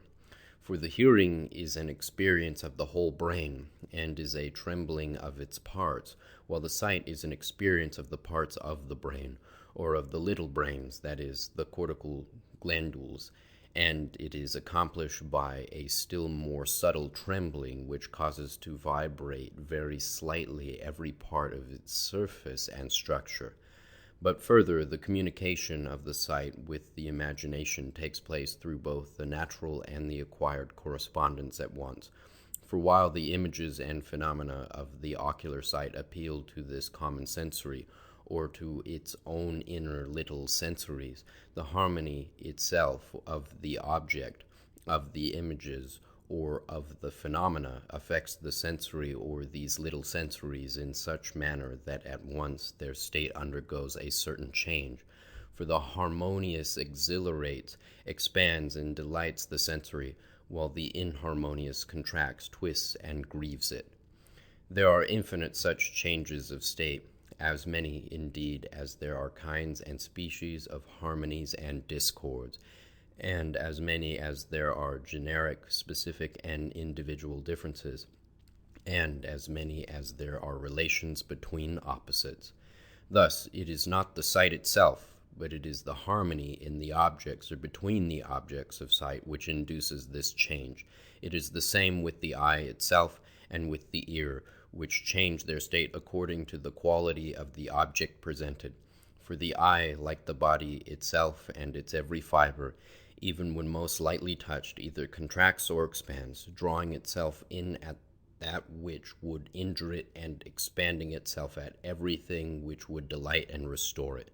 Such also is the affection of the brain in common as produced by the harmony of sounds. This change of the sensory takes place by natural correspondence. The harmony is that of the parts among themselves, since an order intervenes, and a form is there which we declare to be the vortical, and such as is the harmony, such is the correspondence. The brain and the human sensory are indeed formed into such a correspondence, but as to the changes of state, these exist therein, not in act but in potency, unlike the cases of brute animals, in which these are in act from the very birth, which is the reason why such changes of state are to be induced in man by use and culture, or actually, and why when they are induced they remain as acquisitions. Thence comes the memory and its ideas, and when these are reproduced, then imagination exists. Therefore, between the sight and the imagination there intercedes a communication by acquired correspondence, which presupposes a natural correspondence, for in this instance the one cannot be without the other. 164. But the imagination does not communicate with the thought by any correspondence natural or acquired, for thought itself is equally with the imagination a change of state. It is indeed a more perfect imagination, the changes of whose states are induced by the habit of imagining abstractly from the sensations of sight. We have therefore to inquire what is the communication between the imagination or thought and the pure intellect. For in the degree that the imagination communicates the more nearly and perfectly with the pure intellect, the more perfect does it become, and it is called thought, and the purer and more rational intellect. 165. Communication is effected between thought and the pure intellect equally by natural and acquired correspondence, for the one presupposes the other. For the pure intellectory is constituted of a certain simple cortical substance, analogous to that which is in the brain, and since the internal sensory or cortical gland is the brain in its smallest form, and accordingly more simple and perfect, therefore from the brain and from the communication of hearing and sight with the imagination, we may learn what is the communication of imagination, or of thought with the pure intellect, or with the intellectory, that is, with that simple and analogous cortical substance. The ideas themselves of the imagination or of thought induce a change of state in the external intellectory, for they disturb those simple substances in their position, their connection, and their order, and so change the form and harmony of their state. Consequently, this intellectory understands from use what such a change signifies, and thence arises and is formed a correspondence which is to be called acquired. But the harmony itself in and between the ideas which are the rational and intellectual ideas of the mind affect the intellectory itself, not otherwise than as the harmony of objects of sight affect the sensory itself, and thus arises a natural correspondence. This harmony is not the same as that of the objects of sight, but is a rational harmony, and has for its object the true and the false, the morally good and bad. The harmony itself in the good and between the good is called love, which allures and produces a rational pleasure, and excites the desire that the effect of love may be obtained, which effect is called the end desired. Such harmony, love, rational delight, and end, in the ideas themselves and among them, naturally affect the pure intellectory, whose ideas are pure natural truths, and its harmonies pure natural goodnesses. There need be the less doubt regarding the natural correspondence, since we perceive by reflection alone that there is something interior in our thought which consents or dissents, affirms or denies, and that the truths themselves in certain propositions shine forth naturally, as if from themselves. Thus that there is a certain internal man which corresponds with the external man. That there is also an acquired correspondence appears from this, that those ideas which are reproduced by changes of the state of the sensory are certain natural ones agreeing with the harmonies of the objects in and among themselves, but that those harmonies are still to be artificially coordinated and composed, that the intellectory may derive a sense from them and understand what they signify. For the intellectory itself is not bound to ideas and words, but in order that it may understand the meaning of words, it must know from use what a certain change of its state implies. Meanwhile, we may incline to either opinion as to whether the intellectory, because not immediately connected with ideas or instructed by them, knows naturally and of itself what a change of its external state means. Concerning these points I am in doubt. 166. But it will now be asked, what is the communication between the pure intellect and the soul?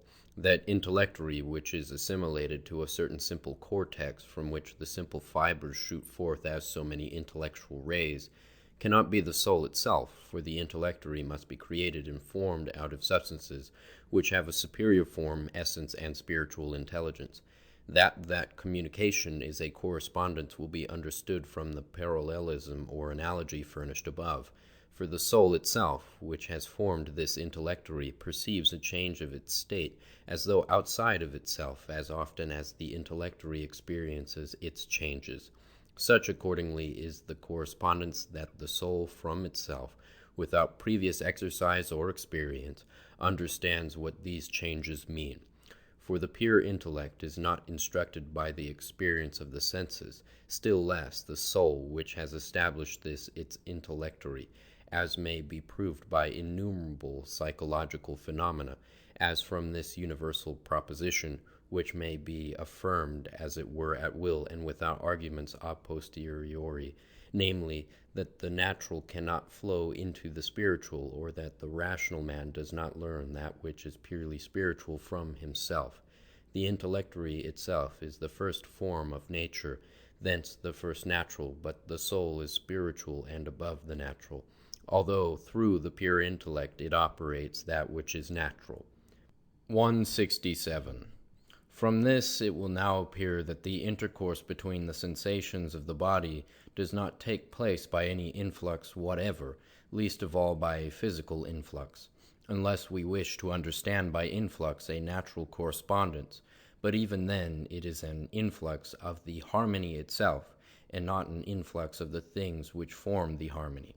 The author of Occasional Causes seems to have understood such an influx of harmony to exist. The natural correspondence itself coincides with the pre-established harmony, and the acquired correspondence with the co-established harmony. For even the natural correspondence itself flows from the co-established harmony, which in the soul is indeed pre-established, but between the soul and intellect, and between this and the thought, is co-established. Still, existing as it has before other correspondences have been formed, it may be said to be pre-established or established before those harmonies.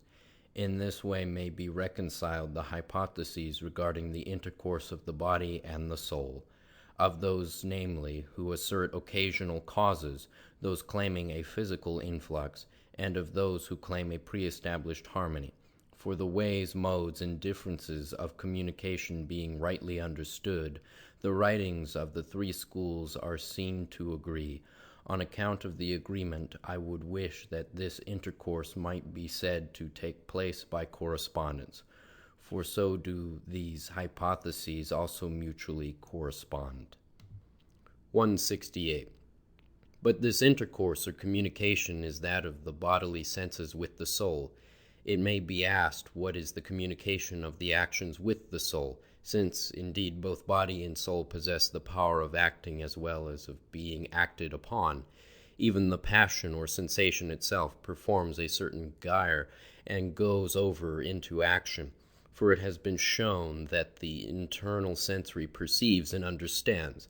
It resolves the things understood, or it thinks; from things thought over it judges; from things judged it selects what agrees, and so it concludes, wishes, determines, acts, and thus by action produces an effect agreeing with the end desired and understood. Such being the gyre which takes place before a sensation passes over into action, it is asked, what is the intercourse of the actions of the body with the soul? 169. The cortical brain is a common motory as well as a common sensory. From this depend the actions of the body which take place through the muscles. This common motory or cortex of the brain actually expands and contracts itself while it is determining any action, and this constriction and expansion is called determination. By this expansion and constriction, or by the systole and diastole, it expels through the composite and simple fibers its animal spirit and purer blood which produce that action, and thence there is a real communication of operations by means of a fluid. Hence there is in the sensory the force itself acting or determining, but in the muscle there is the action which takes place through the connection and influx of the fibers, and of the fluid in the fibers into the motor fibers of the muscle, according to the nature of the determining force and the form and organism of the muscles. For according to the rule, from force follows action. But how the will produces this force may be understood by comparison with endeavour. The will is as it were endeavour. This, when resistance is removed, breaks into open motion. So the will, when rational obstacles or impossibilities are removed, breaks into open action. Thus the will is as it were a perpetual effort to expand and contract its sensory as soon as the intellect perceives that nothing opposes. 170.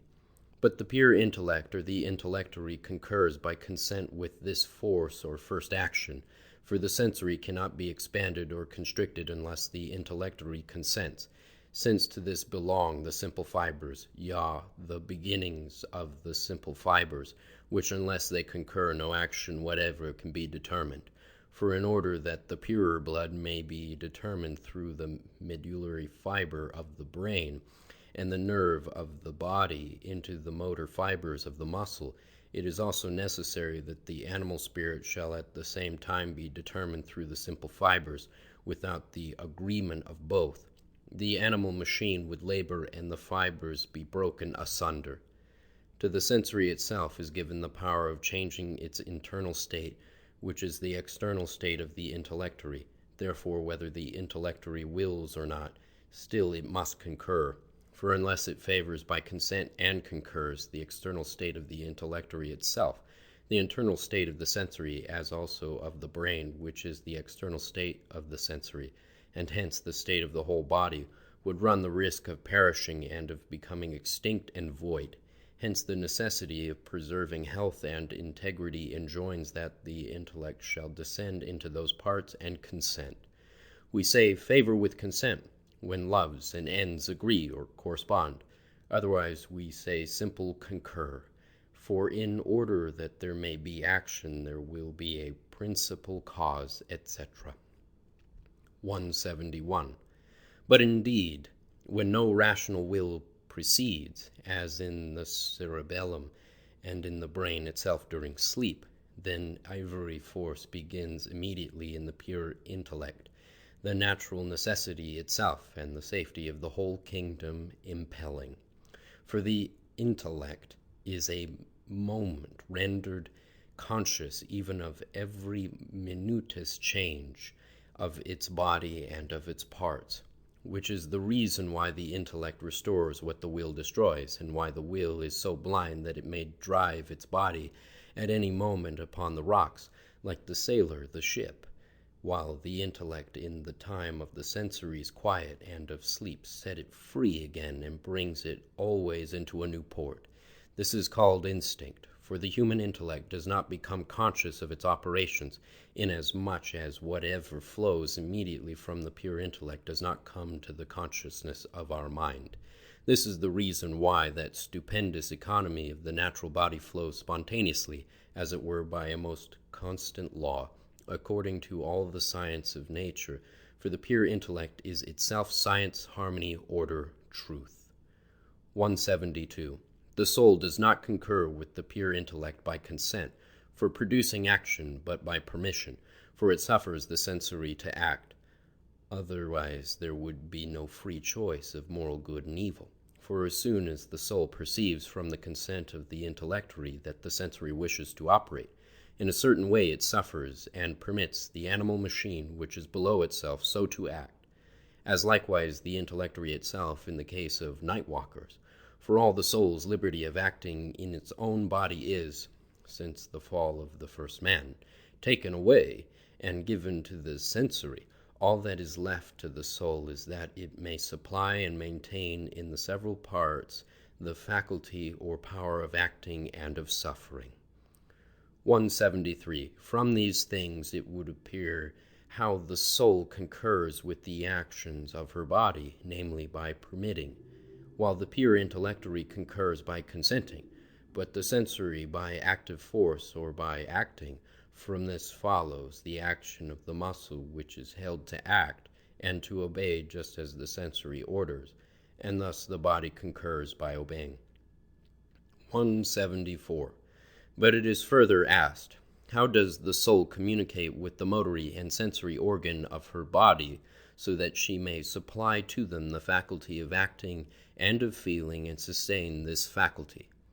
From what has been above stated, it plainly appears that there is a soul which feels, that is to say, it sees, hears, tastes, perceives, thinks, understands, judges, wills, or that the body derives from the soul its power of feeling and of acting. But this is not a communication or intercourse. It is the presence itself of the soul, which actually is in the whole and in every part of her body.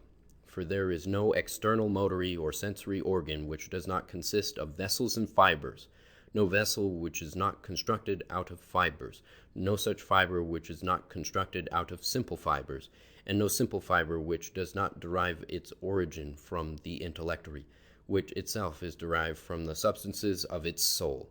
Consequently, there is no external motory or sensory organ which does not derive its essence from the soul. Thus there is a real presence, or a kind of omnipresence, of the soul everywhere, which forms the organs so that they shall perceive thus and not otherwise. For every one of these derives from its form that it is such as it is taken to be. Especially also the soul conducts the single fibers in which she entirely resides, from the organs to the brain, where she has formed the common sensory which perceives distinctly things presented, and understands them in its manner. For the sensory derives from its form also that it is what it is, and that particulars communicate by a certain correspondence with one another, and at the same time with the man himself, so that he may know those things. Section 18. Part 3rd. The Affections. Chapter 13. Of harmonies and the affections thence originating, and of the desires in general. 175. There is no entity and no substance in the universe without form. That it is anything, and that it is such as it is owing wholly to form. The essential determinations constitute form, and what those essences are which are determined cannot be conceived without the idea of parts or of substances, nor this determination itself without the idea of fluxion or coexistence. These substances themselves are called determinating, and that which is determined by substances is a new but composite substance, in which there is form. 176. The substances which determine themselves, or are determined, hold a mutual relation, and this is called analogy. The analogy of all determinations, whether it be successive or simultaneous, is called harmony or discord. Therefore, each form has either its harmony or discord. From the harmony or the discord is known the quality of the form. 177. As forms are perfect or imperfect, so also are the harmonies. There are forms which in themselves and by their nature are most perfect, and those which are in themselves and by their nature most imperfect, between which there are infinite degrees. So with the harmonies. Forms and harmonies are most perfect in themselves and by their own nature when this is perfect. But forms and harmonies are also imperfect by nature, but this is then called an imperfect nature. The nearer the forms approach to perfect nature, so much the more harmonious are they, and vice versa. 178. The forms which are more simple, prior, and superior, in themselves and by their nature, are more perfect than the composite, the posterior, and the inferior forms. Likewise the harmonies. But from example, the most perfect angular form or form of angles is the equilateral triangle, or a figure of 3 similar corners. The more imperfect angular form is the oblong, the parallelogram, the trapezium, and others similar.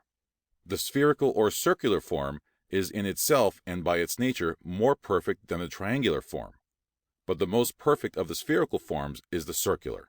Less perfect are the ellipses, cycloids, parabola, and others. Likewise in superior forms, whether it be in spiral, vortical, celestial, or spiritual.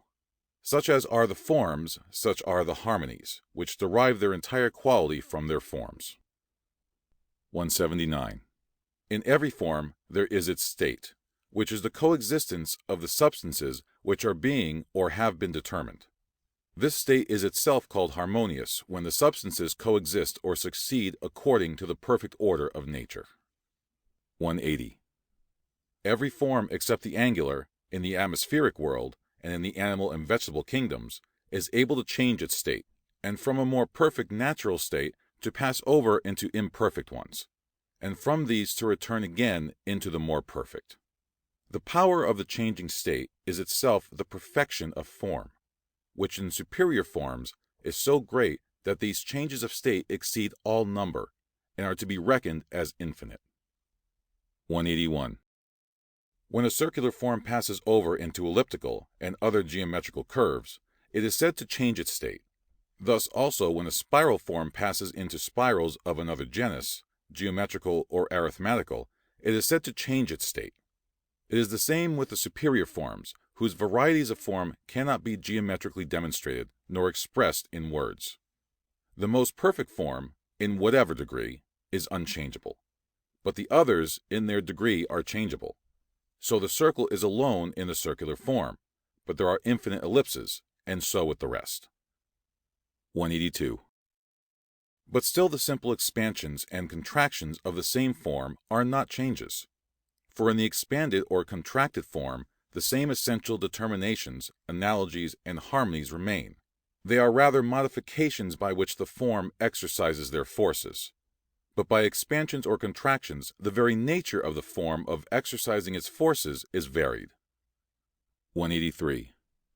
Forms which are able perfectly to change their states, at once to expand and compress, actually produce harmonies by change of their state, as also by as many and as various modifications as possible. These same changes of state which forms produce are again so many essential determinations from which results a new form, having its own state and harmony. From these again, when there are many similar ones, new forms arise from the changes of state, and so on. Similarly with the harmonies.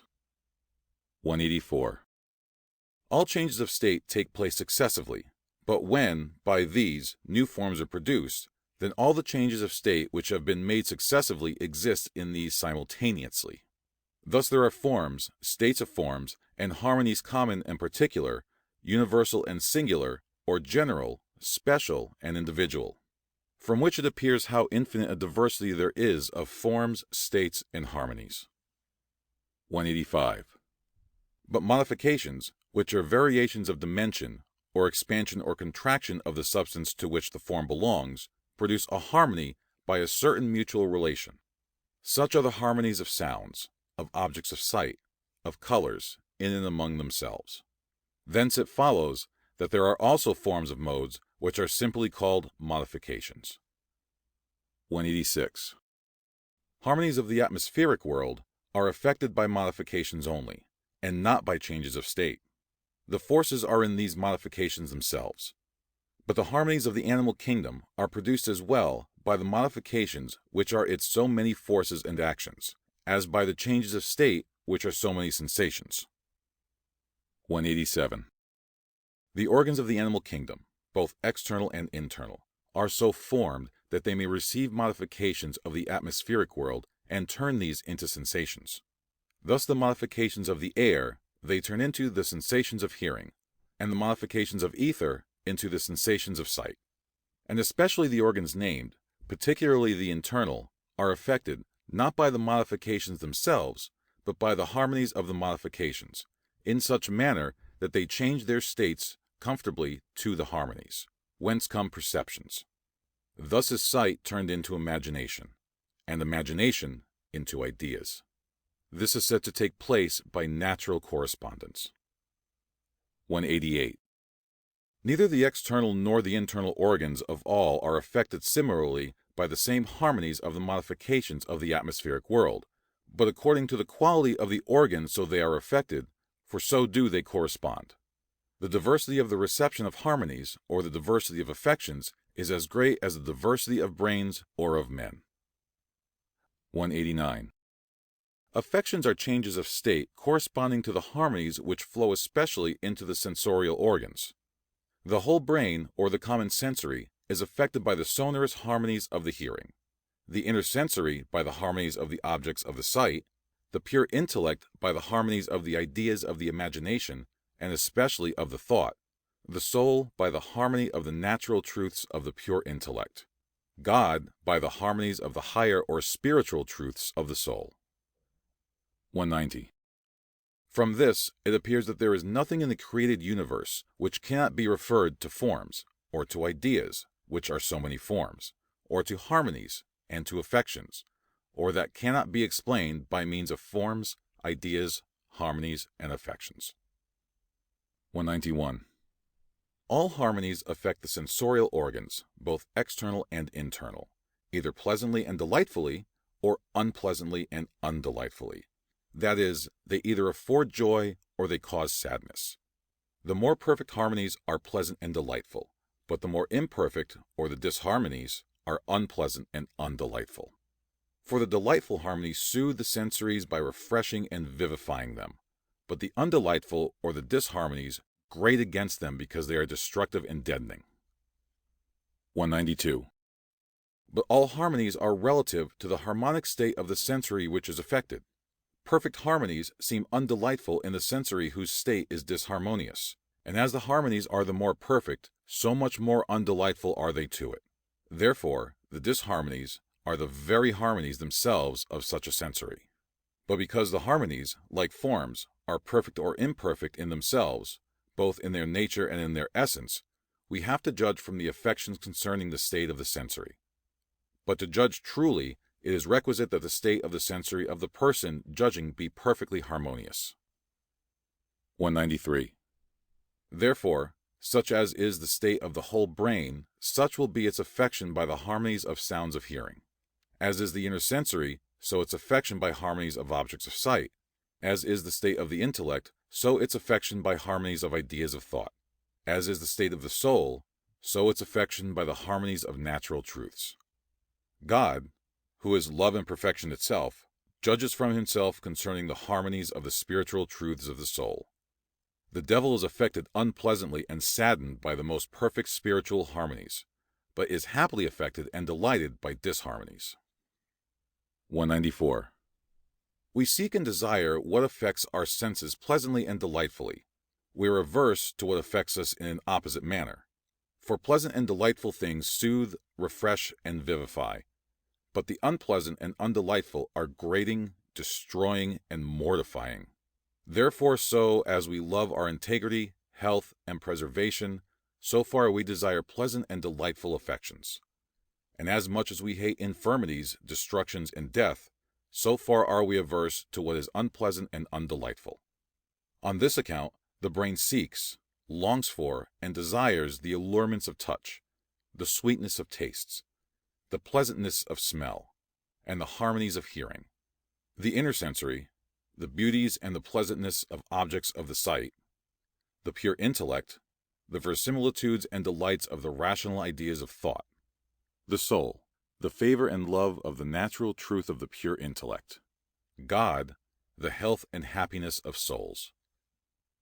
195. But our external and internal sensories are so conjoined and so distinct that what the one seeks the other very often is averse to, and vice versa. The external sensories are able to be delighted with the harmonies of the world and with the pleasures of the body, but the inner sensory is saddened by these. The intellectory, on the other hand, is made happy in this saddening, and so on. Thus often the internal is in collision and in combat with the external man. Anatomy itself declares the same fact, that the organ of seeing and of hearing is one thing, and the common sensory or the brain is another, while the inner sensory or cortex of the brain is something still different, and so is the pure intellect or the simple cortex of each internal sensory. The form, state, and harmony of one of these may differ immensely from that of another.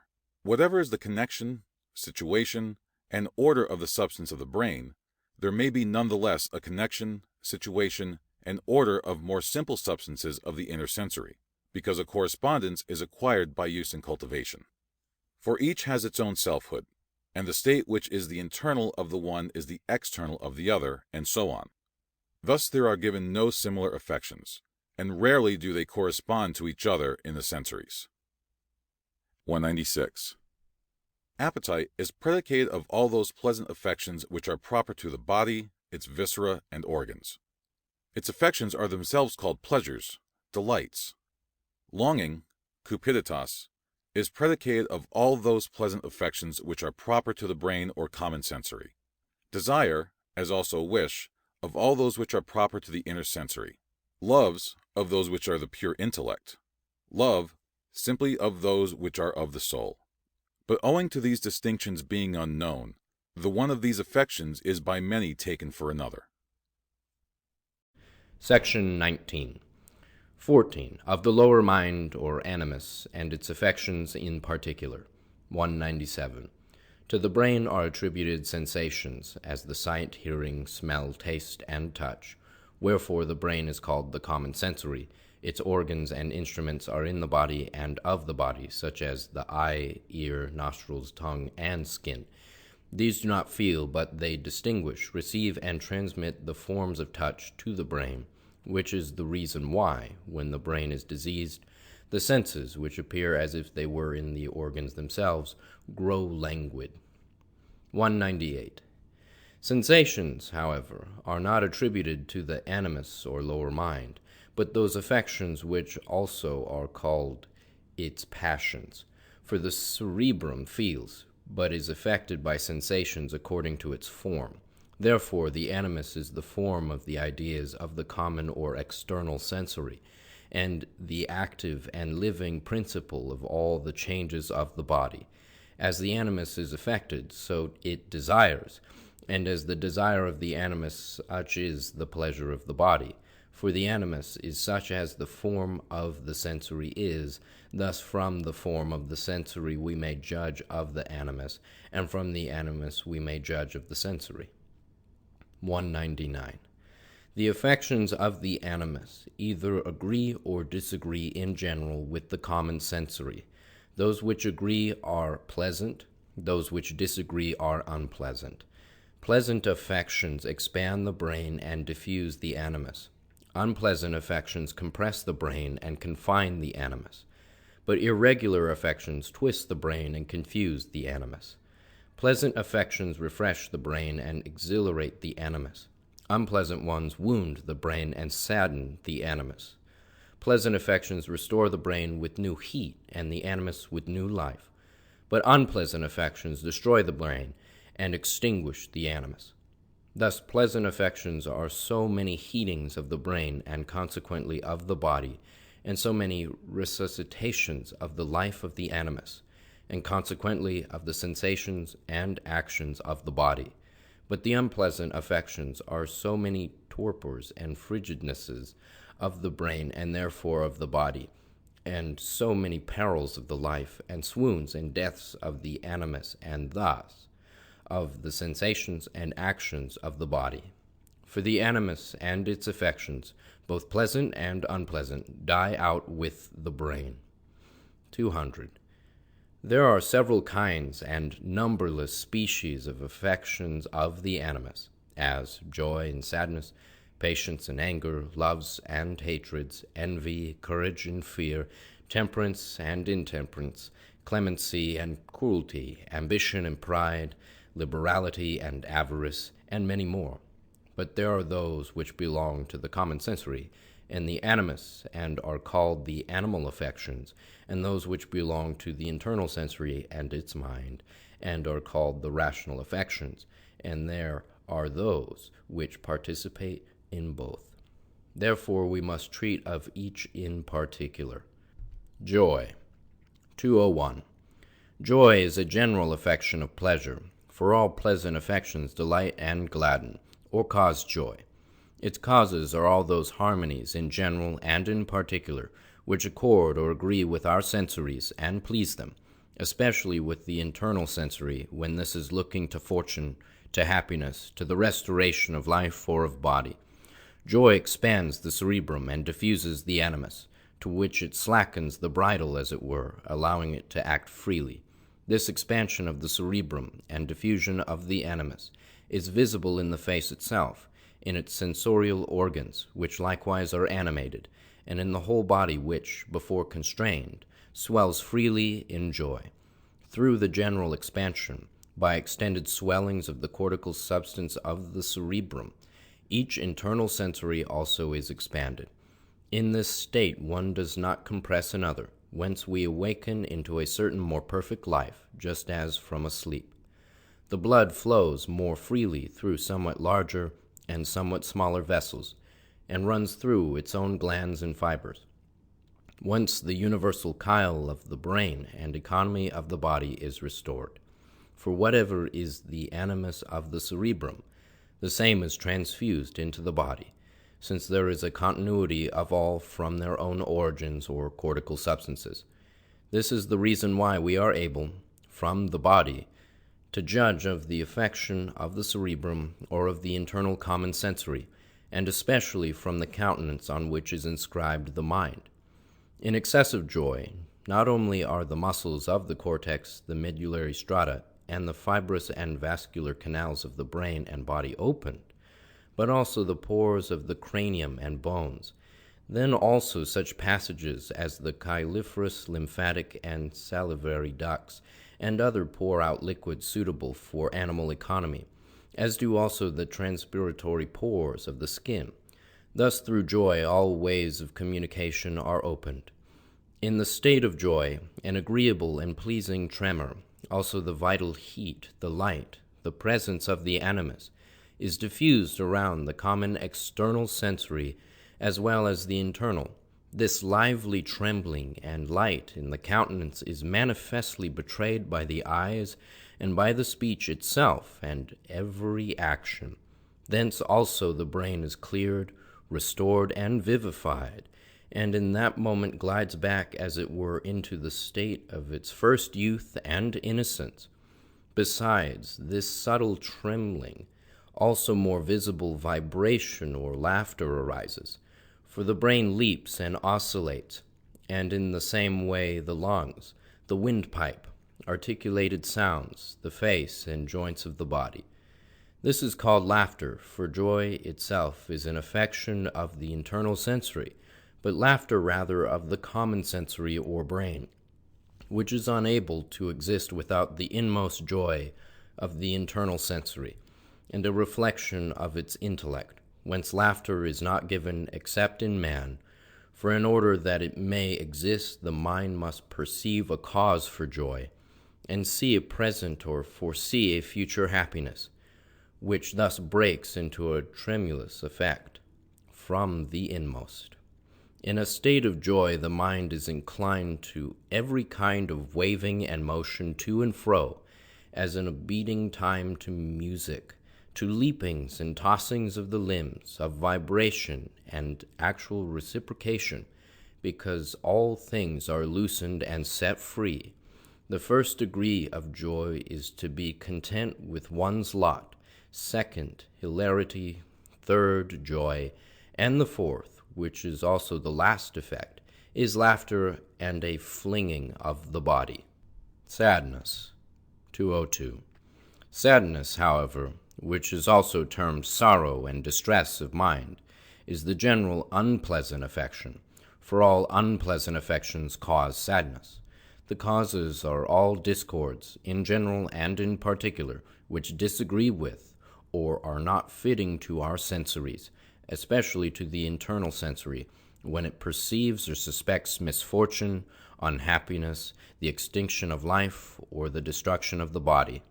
Sadness compresses the brain and torments the animus, casting it, as it were, into fetters and chains, and depriving it of its liberty.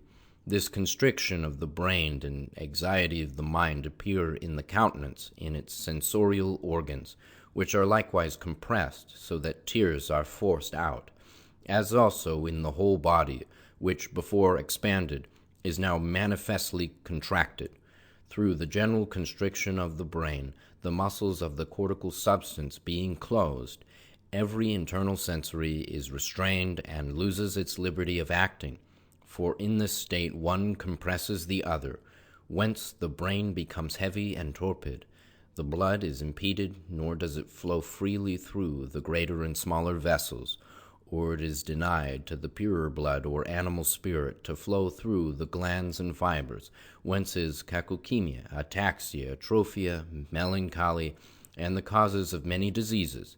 In the deepest sadness, not only are the cortica beds and medullary strands of the cerebrum, of the cerebellum, of the oblong and spinal medulla constricted, and the fibrous and vascular canals of the brain as well as the body, but also the pores of the skull and of the bones and the passages, as the chyliferous, the lymphatic, and others which pour out liquids serviceable for the animal economy, all of which, if compressed, do not fulfill their uses in the kingdom. Thus, through sadness, all the ways of communication are, as to some parts, closed. In the state of sadness, an unpleasant torpor and stupor, coldness, darkness, absence of mind, and of animus occupy the common as well as the internal sensory. This torpor and darkness appear manifestly in the countenance, eyes, and speech. Hence the brain is as it were clouded and obscured, twisted, vexed, destroyed, and the mind extinguished, or falls into a kind of premature old age. In sadness, because the brain suffers, and the single ducts are compressed and strive to raise themselves, there arises the effect, the opposite of laughter, namely, weeping and bewailing. Sadness itself is an affection of the internal sensory, but weeping is of the common or external sensory, that is, of the brain, and it cannot exist without the deepest sadness of the internal sensory, and without a reflection upon an unhappy condition and misfortune present or future. Wherefore weeping does not occur except in man, nor can it arise except from a mixed intellect, which does not know the future. The first degree of sadness is not to be content with one's lot. Another is a certain concealed anxiety. A third is sadness itself and grief of mind. The fourth, or last, which is the effect, is weeping, bewailing, and inaction of the muscles of the body. Loves in general. 203. There are many species of affections of the animus which are called loves, such as venereal love, conjugal love, the love of parents towards their children, or storge, and friendships. The several loves are, as it were, so many conjunctions, bindings, consociations of parts with a whole. For to live without love is as a part disunited from a whole. For every part, that it may live, draws its lot in life from the common body, or from participation with many. Society is the very form of living for the several parts. The quality of the life of the single member flows from the form of the many or of the society. Thus, a single life without this connection is respectively nothing, and that it may be something loves are conceited, by which we are connected and through which we regard our friends as ourselves, as united and not separated. Thus there are loves of the body, or venereal loves, loves of the animus, as conjugal love, and the love of friends. And there are loves of the mind, loves of the intellectory, loves of the soul. From these things it can be seen that love properly is vital heat itself, and the very force of life. For without love, the single members would become torpid and extinct. Venereal love. 204. The venereal act of love is a conjunction itself and union of two bodies into one.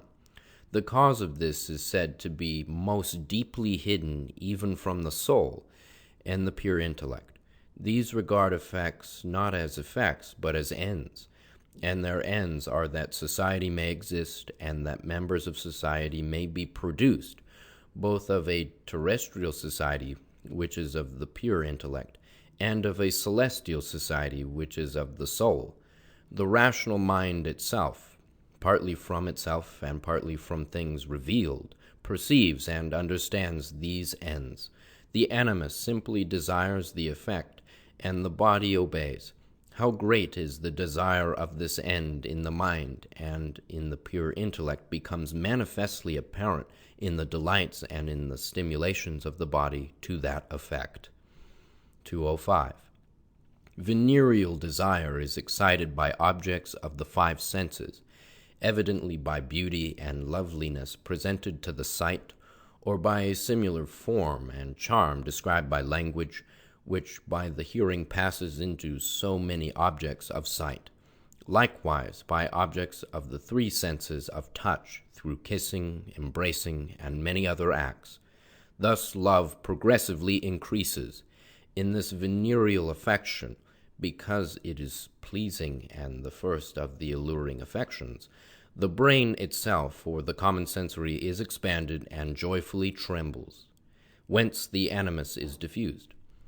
The sensories themselves, and indeed the internal motors, are determined into that state in which they call forth and draw out the whole spirit, which thus far lies enclosed in the blood, and they promptly pour it forth through their own medullary fibers and through the nerves of the body. The intellectory affords in abundant measure new life and spirit, for in this state is conceived, born, and copiously put forth the spiritual essence, which is to serve the new offspring to be conceived. A state similar to that of the brain is felt in the whole body and in its sanguineous and fibrous systems, which unanimously conspire to the same effect. For whatever animus the brain has is diffused into the body, besides all the other ways of transpiration are opened, and abundance of effluvious breathings flows out into and breaks forth through the whole circuit of the body.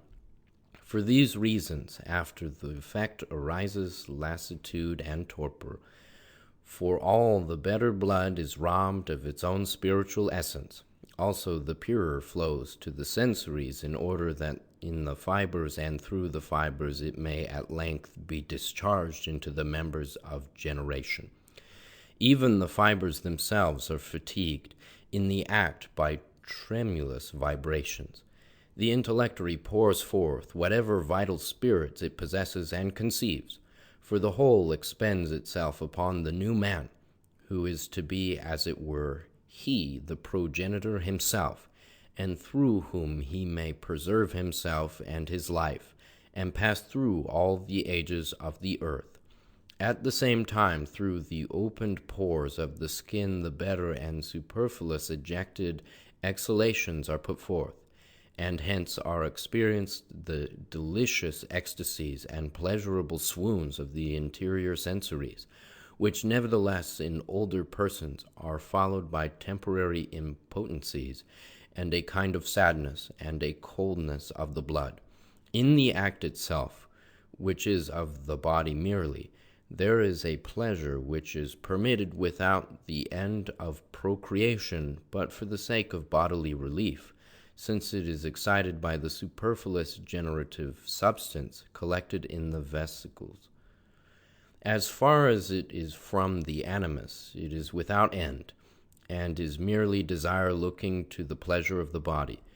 For the animus from itself exercises all acts in the body without end, since it feels and acts, but does not perceive, know, or will.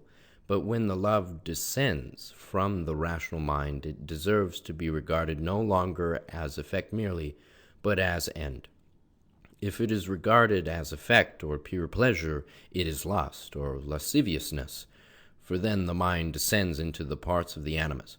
But if it is regarded as an end, this is an indication that it descends from the pure intellect, since the pure intellect has regard to no effect of the body as an effect, but as an end. The end is the multiplication of members of a terrestrial society, the preservation of its own life through posterity, that it may pass into another self, then also the necessity of preserving the health of the body. This is the reason why brute animals act from the same principle and the same end, for their soul is like our pure intellect, and so regards or desires no spiritual ends, but only natural ones, that is, no celestial society such as our souls have in view. Venereal hatred and aversion. 206. There are those who from nature, and those who from principle or reason, have an aversion to venery. Those who from nature or of their pure intellect hold society and its multiplication in hatred are characterized by pride and an excessive love of self. Those whose rational mind and animus are affected by no charms are almost all sad and morose. Those whose blood is harder, colder, and whose animal spirit and its generation too scanty to suffice for its proper use, are old before their day, and those whose organs of generation suffer from disease are impotent. But they who from principle hate all venery regard it as vile and not to be yielded to, and its use as an injury to the spirit and to the better life. Thus the principles of this aversion are either spiritual or natural. This is called chastity, and is the highest virtue. Section 20. Conjugal Love. 207. Love is a spiritual word. Harmony is a natural word. These mutually correspond, for love and also harmony bring about conjunction, since those things which are in harmonious concord are conjoined of themselves and by their own nature. Genuine conjugal love not only affects the conjunction of two bodies and minds, but also of two rational natures. The causes of love with the married are many, and indeed they all concur so far as nature can contribute to this. For there is the conjunction of the body which is confirmed and strengthened by mutual delights. There is a likeness of the lower minds, whence arise the mutual desires of their delights. There is the likeness of their rational minds, which are united more closely by living together. For the affections of the mind are changeable, since the very forms of rational ideas are acquired by use and culture, consequently their rational mind. Minds at length in various ways and from innumerable causes coalescence. The principal cause is the intuition and desire of the same end, and that is the desire of offspring in marriage, afterward the mutual and unanimous love of both toward their offspring, and moreover the consent of each to the other's ends, or to what one or the other desires, that is, that one condescends to the will of the other. In order that there may be a oneness in nature, the active and the passive concur. If one is passive as the other is active, then both are at the same time one. This is called a conjugal or conjugal pair. Nature also has ordained that the wife should be a passive and the husband of an active nature. Especially does liberty favor this union, for liberty is the highest delight of the mind and the principal essence of every pleasurable affection, since there is the greatest freedom when the mind and will of one is that of another. It is as if the mind were left to itself for the sake of being communicated to the other. These and many other things affect and unite minds, indeed to such a degree that when venereal love and the pleasure arising from the union of the body ceases, the union of minds remains. This also affects in time the pure mind itself or the intellectory, whence arises also that more intimate union which exceeds all union of the rational mind, and it becomes of such a character that it cannot be expressed in terms, inasmuch as whatever is derived immediately from the pure fountain or intellectory cannot be put in words. If also a spiritual end is similarly desired by both, the souls as to their operation are intimately united. Hence arises a celestial life on earth, and it is right to believe that the souls of both are to be united in the heavens. But such marriages and loves are not entered upon and perfected by chance, but by the special providence of God. Conjugal hatred. 208. Hatred is the opposite of love. What love is cannot be known from itself, but from its contrary, just as harmonies are not known except from discords. This is the reason why discords are inserted, that the mind may be affected the more pleasantly by the harmonies, but it is the task of science and of art to see that they be properly fitted together, and thus that the quarrels of lovers do not beget hatred. Genuine conjugal hatred does not immediately disjoin bodies and minds, but it disjoins successively the rational minds, which are changeable. Thence, as from their own origin, the lower minds are disunited, and consequently the bodies. Then the desires themselves vanish with their delights. The causes of hatred and destruction are many. The principal one is a suspicion of unfaithfulness, which is called jealousy. When this prevails, the love is not believed to be mutual, and on the part of the husband the offspring is not believed to be the common offspring of both, so the love of offspring does not join their higher and lower minds. Other causes are disagreements in the various ends which are loved and desired by one or the other. This aversion is increased if according to the other of nature neither can obsequiously yield, but both must rule. So because the mind and will of the one is no longer that of the other, and both are deprived of that liberty which is the mind's delight, there succeeds in its place either servitude, contempt, or hatred. These and many other things disunite minds, and indeed to such a degree that when venereal love or love of the body shall have ceased, aversion will spring up. These also, in the lapse of time, affect the pure mind or intellectory of each, whence arises undying and murderous hatred, and it becomes such as cannot be described. This is a hell on earth, and it is right to believe that the souls of each, like two Furies or Erinyes, are to be tortured in hell. For such disunions and diabolical divorces of minds do not arise by chance, but for the gravest reasons they seem to be permitted by a foreseeing divinity. From conjugal love and hatred it can be concluded what the intermediate marriages are which partake more or less of the one or the other. For innumerable intermediate states are given, and they abound the world over. The love of parents toward their children, or storge. 209. The love of parents toward their children, as to its origin and essence, is most distinct from other loves.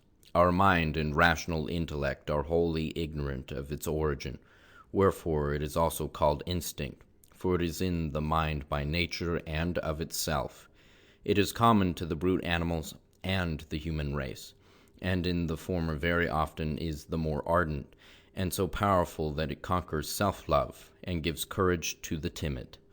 This is a species of sympathy, for whether it be one's own offspring or that of another believed to be in some manner one's own, the ardour is the same, equally in beasts and in men, and yet it is not reciprocated and mutual on the part of the offspring, wherefore the love is said to descend, not to ascend. For it is natural in the parent and acquired in the offspring. Other loves, as conjugal love and love toward friends, are insinuated into the animus by way of the senses, and from this into the rational mind. But this parental love is insinuated by the way of the pure intellect, from the soul into the mind. Therefore its origin and whence it flows is unknown. For whatever flows down from the pure mind into the rational mind is not revealed to our internal sensory, for this purer mind is unable to explain itself in the forms of words. This is the reason why, whether it be our own offspring, as was said above, or that of another, provided our rational mind is persuaded that it is its own, the love is the same.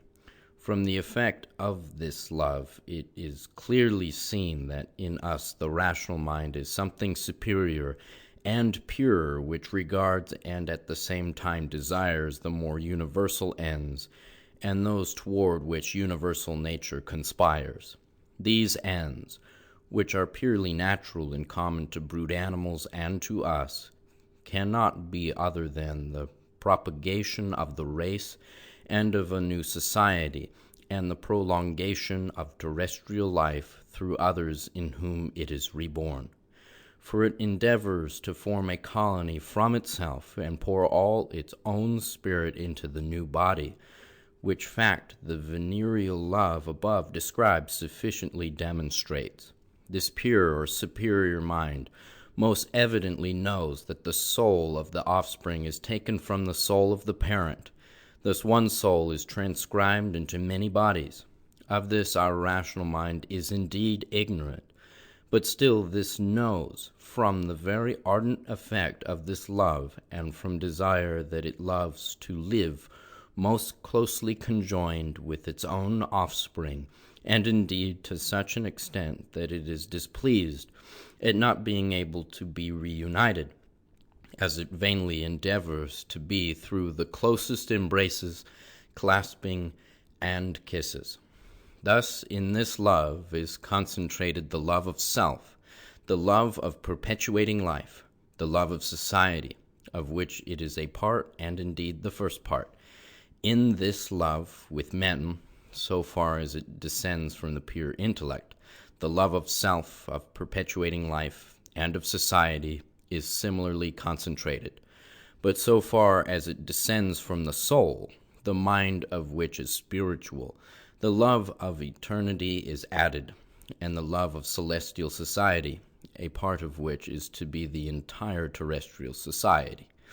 From these things, as from living and existing proofs, it is clear that the human soul is superior in essence and form, and that the soul of brutes is such as is our pure intellect. This love of parents toward their children decreases with the advance of time, more tardily in the human race, more rapidly in the various kinds of animals. For every offspring puts on and acquires its own countenance, its own animus, its own rational mind, not like that of its parents. Thus by nature they are disassociated as soon as the new brain assumes a relationship to its own body. But because the ends which are desired are distinctly perceived in human minds, a love remains so long as it is the love of an end, which is also the reason why the love of parents becomes still greater toward their grandchildren.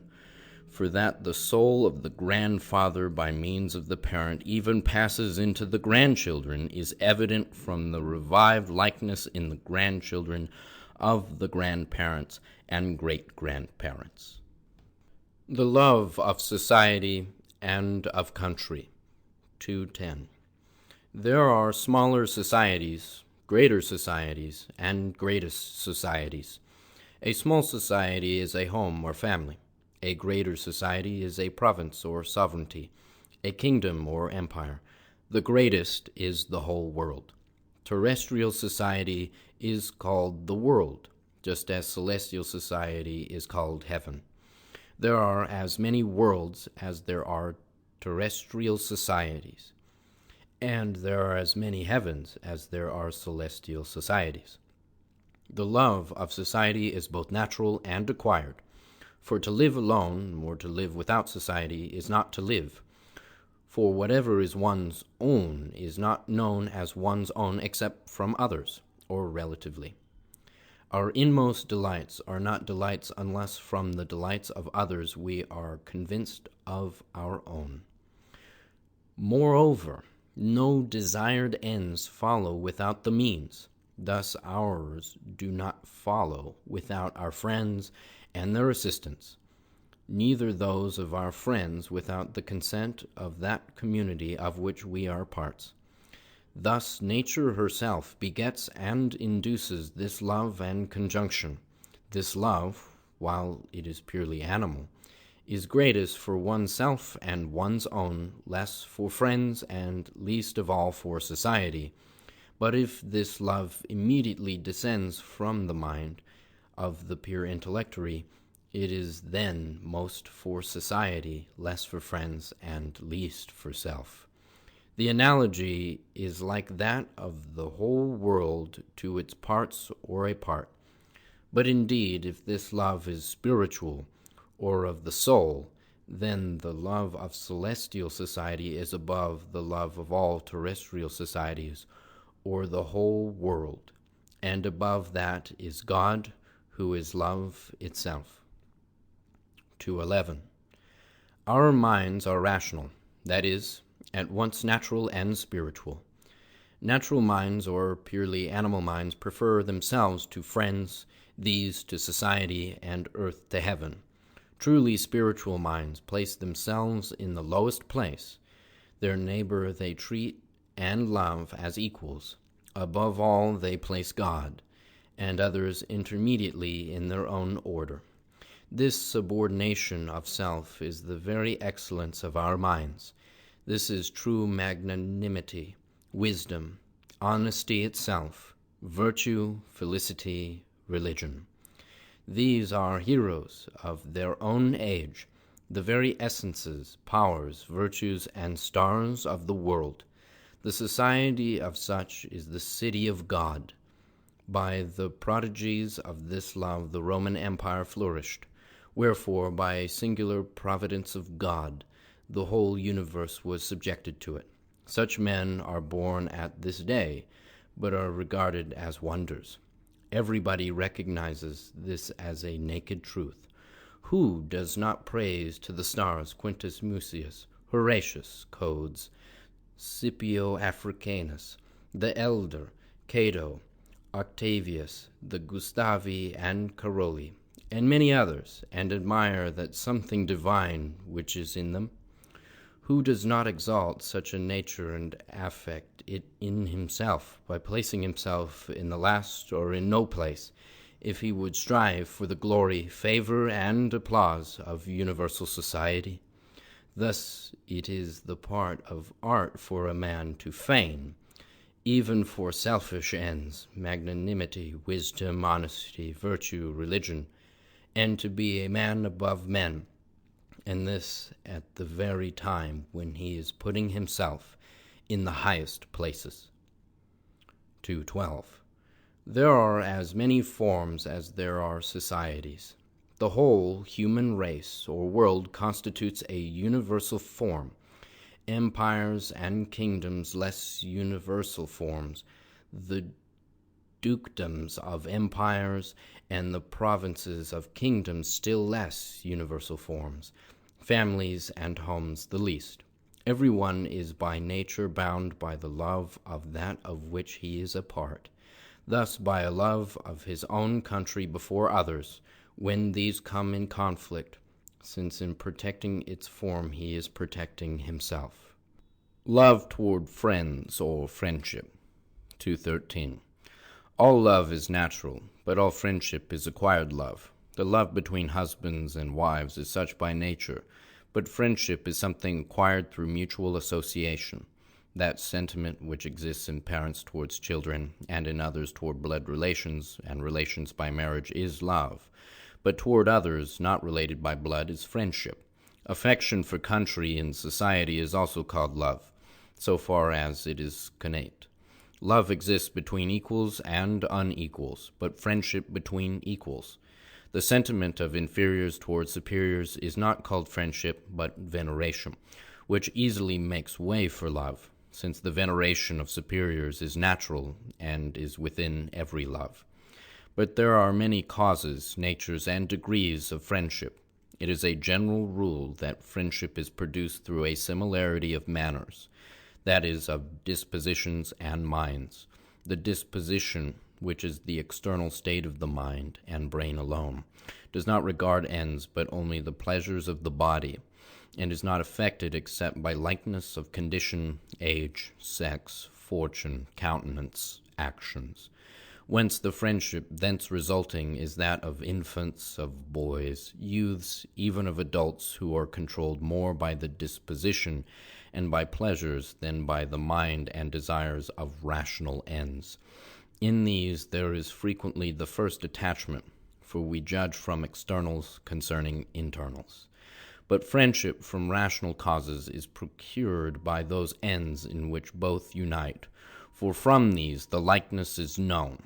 Thus, as far as we desire ends, so far we love those friends and companions who advance these ends. For ends and means, or all intermediate ends, proceed with equal steps. Ends are either corporeal and purely natural, or rational or spiritual. The pleasing affections themselves are ends. Thus they are honest ends with honest men, evil with evil men, friendships with those related by blood, and so forth. But in friendship it is requisite that one should be the leader and the other the follower. If both lead, there will be a collision, as among morose, ill-tempered, envious, and covetous persons. Also, the natures of friendships are various. There may be sincere friendship or deceitful friendship, even friendship mixed with hatred. Very often we dislike the animus of a person and his manners, but we love his mind and will, that is, the man himself, and vice versa. Sometimes we even desire not to live with a loved one, but with one whom we dislike. Our principal affection and ruling love is the measure of our friendship toward another. Thus it may be seen how various is the material out of which friendship is composed. It ought to be a common rule that all should be loved, and at the same time their vices hated. That is, that even enemies should be embraced with love, but not indeed with friendship. For love is natural and of the pure mind itself, and of the soul, while friendship is acquired and is of the rational mind. The ends of the soul are spiritual, the first of which is eternal felicity. When several agree in these ends, they are regarded already as friends whom love alone binds. Thus there will be a love of souls, however inimical the minds may be. Without this spiritual love there is no divine love, for through this alone are souls consociated, if aspiring to this one end. 21. Hatred. 2:14. Hatred is not an absence of love, but it is the love of evil, consequently the hatred of truth. Hatred is both natural and acquired. Natural hatred is the contrary of love, but acquired hatred is the contrary of friendship. As love is a pleasing affection, delighting the sensories, repairing the bloods and animal spirits with new heat, light, and life, and restoring the single parts of the body, so hatred is an unpleasant affection, which grieves the sensories, and disturbs the bloods and animal spirits, depriving them of their better life, and destroying the several parts of the body. The lower mind is then in anguish, and the brain compressed. It is exhilarated, rendered serene, and expanded alone by misfortunes of others, just as love is a conjunction of dispositions, animus, and minds, mens. Hatred is their disjunction, and as love is life and heaven, hatred is death and hell. Disagreements, discords, and disharmonies arise from hatred. The highest joy of the most intense hatred would result if heaven and earth should fall. But there are many causes, kinds, and degrees of natural and acquired hatred. The causes of natural hatred proceed from the state of the pure intellect and soul, since there are as many diverse states as there are souls and intellectories. For there are spiritual essences and forms, more perfect and more imperfect, best and worst. In these love and harmony dwell, and in those hatred and discord. Those in which love is are celestial essences, and according to the degree of love are nearer to the highest love or God, and are more grateful and happy. But those in which hatred is are infernal essences, and according to the degree of hatred more remote from God, more ungrateful and unhappy. Acquired hatred, indeed, is caused and increased by dissimilarity of dispositions, and by discord and collision of minds, and of the desires and wishes which the ends themselves declare. All desired ends are pleasant to the minds. Hatred is begotten of dissent, difference, and opposition. In order that love may exist, one gives away while the other acts, and on the other hand, Hatred arises by the opposition of one to the other. As the love of the end is the measure of friendship, so is opposition of end the measure of hatred. Other things concerning hatred worthy of observation are to be deduced from the description of loves, since hatred is contrary to love. Self-love, ambition, haughtiness, pride. 2:15. Ambition is not love, but is something superadded or an adjunct to love, which if separated from love, love would not be active but passive. We have seen that love is the life both of the mind and animus, for there is no such thing as mind nor animus without love. Ambition is indeed the force of this life, or the ardour of testifying the love of the mind. Thus the passive principle is love and its active ambition, whence it follows that there are as many ambitions or kinds of ambition as there are loves. Thus there is ambition and conjugal love in the love of parents towards their children, in the love of society, and in self-love. The reason why ambition is frequently taken for love is because love and ambition taken together constitute one's mind, mens, disposition, animus, or one's life. Now, because ambition is joined to love, as husband to wife, and there are loves more or less perfect, or those which are virtues and those which are vices, so there are more or less perfect ambitions, or those which are virtues and those which are vices. For ambition derives its essence and nature from the love to which it is bound or wedded. Ambition is a vice or is spurious when joined to self-love, but it is a virtue or is legitimate when joined to the love of society. 2:16. Depraved or illegitimate ambition, which is joined to self-love, desires the highest things, and the higher it climbs, the higher it aspires, and it increases as it goes on. Especially does it desire the dignities, the supreme honors, the wealth of the world, even heaven itself as its subject. So the ambition of Adam remains deeply rooted in the nature of his posterity, and each as a child of earth desires in mind to occupy all heaven. He emulates the omnipresence of deity through his fame, its providence through his universal care, its omnipotence through his more than regal power, even also its omniscience, for he is ignorant that there is anything which he does not know, and so persuades himself that he knows everything. So ambition obstructs the way to wisdom and opens one to ignorance. Carried away by ambition, he does not regard himself as a part of the universe, but as the universe itself, at least thinking that the universe exists on his account, of which universe he is nevertheless the smallest part, and all the smaller in that he seems to himself so great. For ambition is joined with the contempt of everything outside of self, although this is cunningly concealed. In his own regard he is all. He burns at every word which might injure his dignity and glory, while he laughs and inwardly is pleased at everything which raises him, even though it were to the stars. Such ambition is for the most part natural or connate, and it increases by the favor of fortune, which is an indication of the perverse state of the pure intellect, the form of whose intellectual ideas or truths is discordant and adverse to the order of nature. But what this soul may be is not for us to judge. This heat of affection in the rational mind is properly called ambition, where there is a species of insanity joined to ignorance, for it admires and contemplates itself and its form in every idea.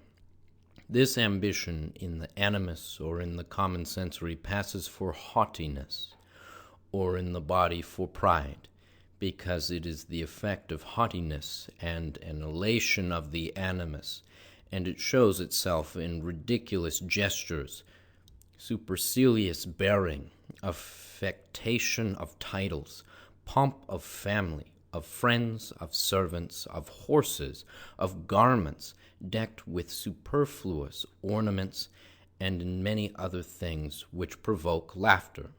Such an ambition, because it is a force and an ardour, and because the affection itself in which it resides is a pleasing one, makes glad and expands the internal as well as the external sensories, the cerebrum, fibers, arteries, ducts, viscera, and the body, whence it is said to be puffed up and to inflate.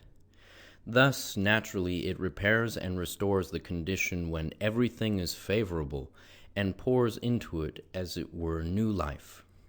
It is nevertheless only like a beautiful wax figure stuffed with vile matter.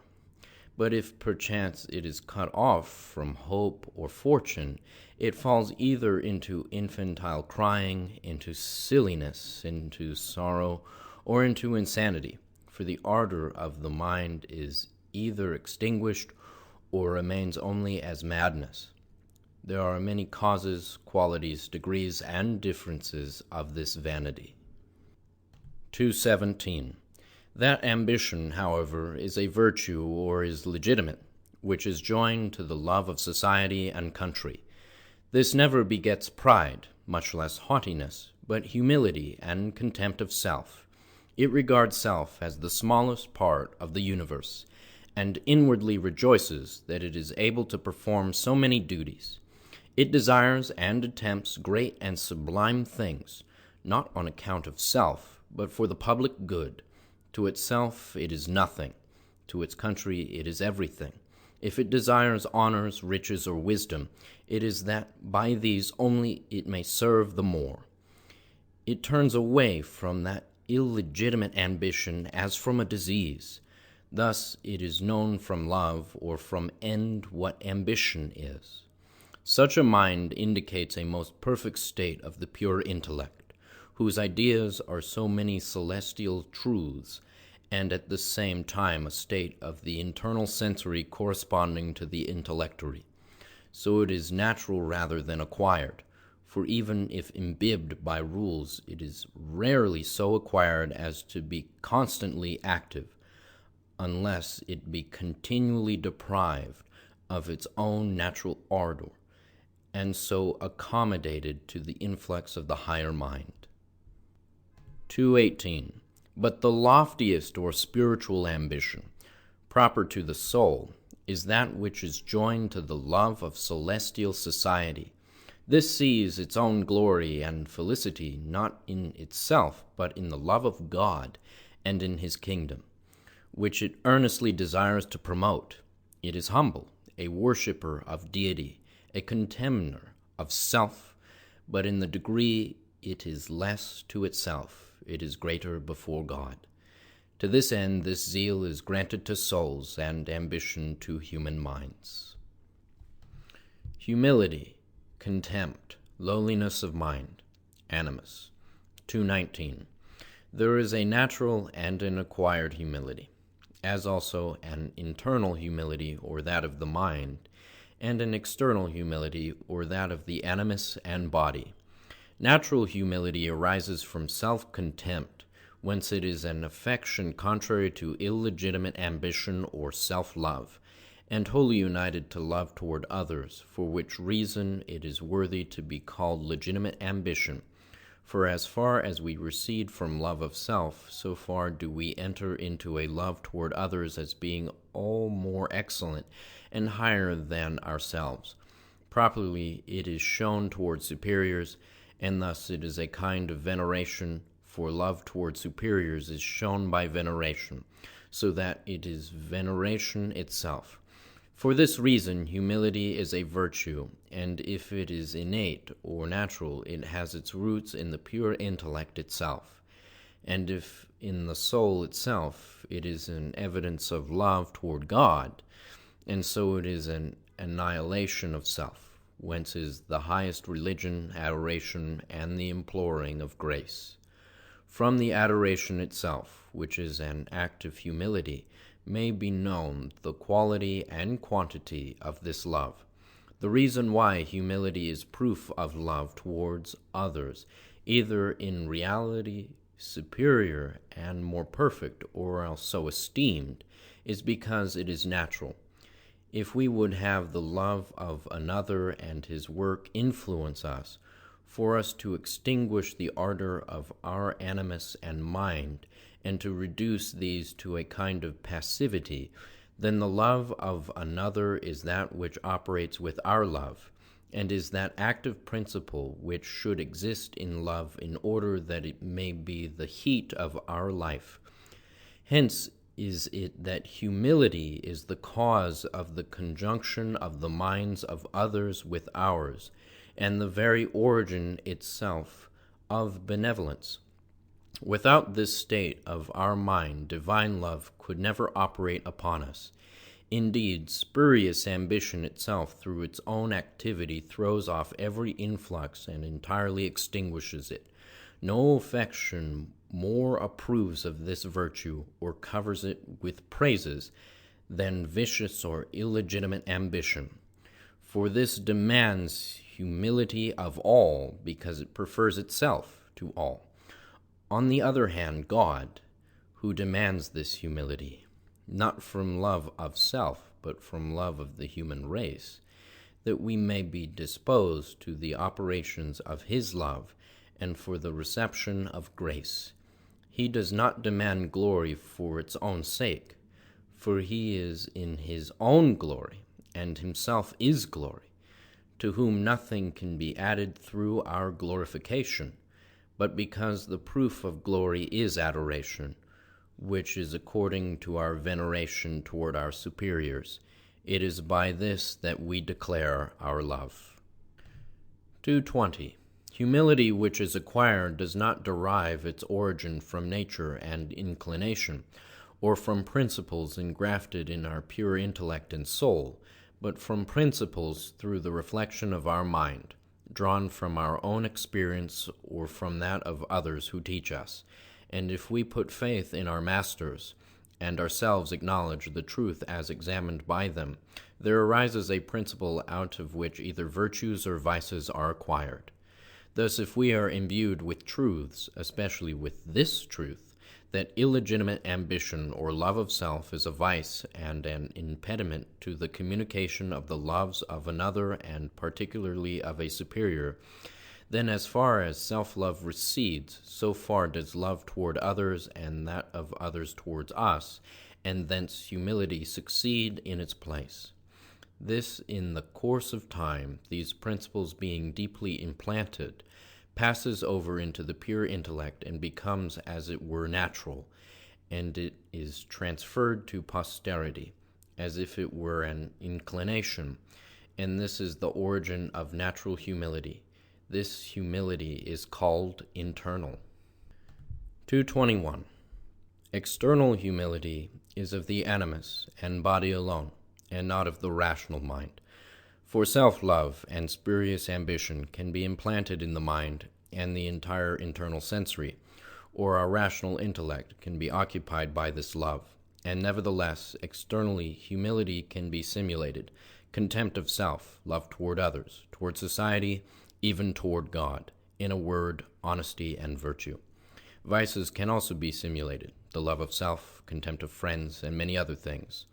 Such humility is called external because it is outside of the mind, and, as it were, superficial, for the mind is a superior or internal animus, subject to which is the will, because the intellect, judgment, and choice are. The mind to which the will belongs is able to command the external or lower animus, and thence the body, and indeed by such art that it can cause that nothing of the mind shall show itself in the countenance.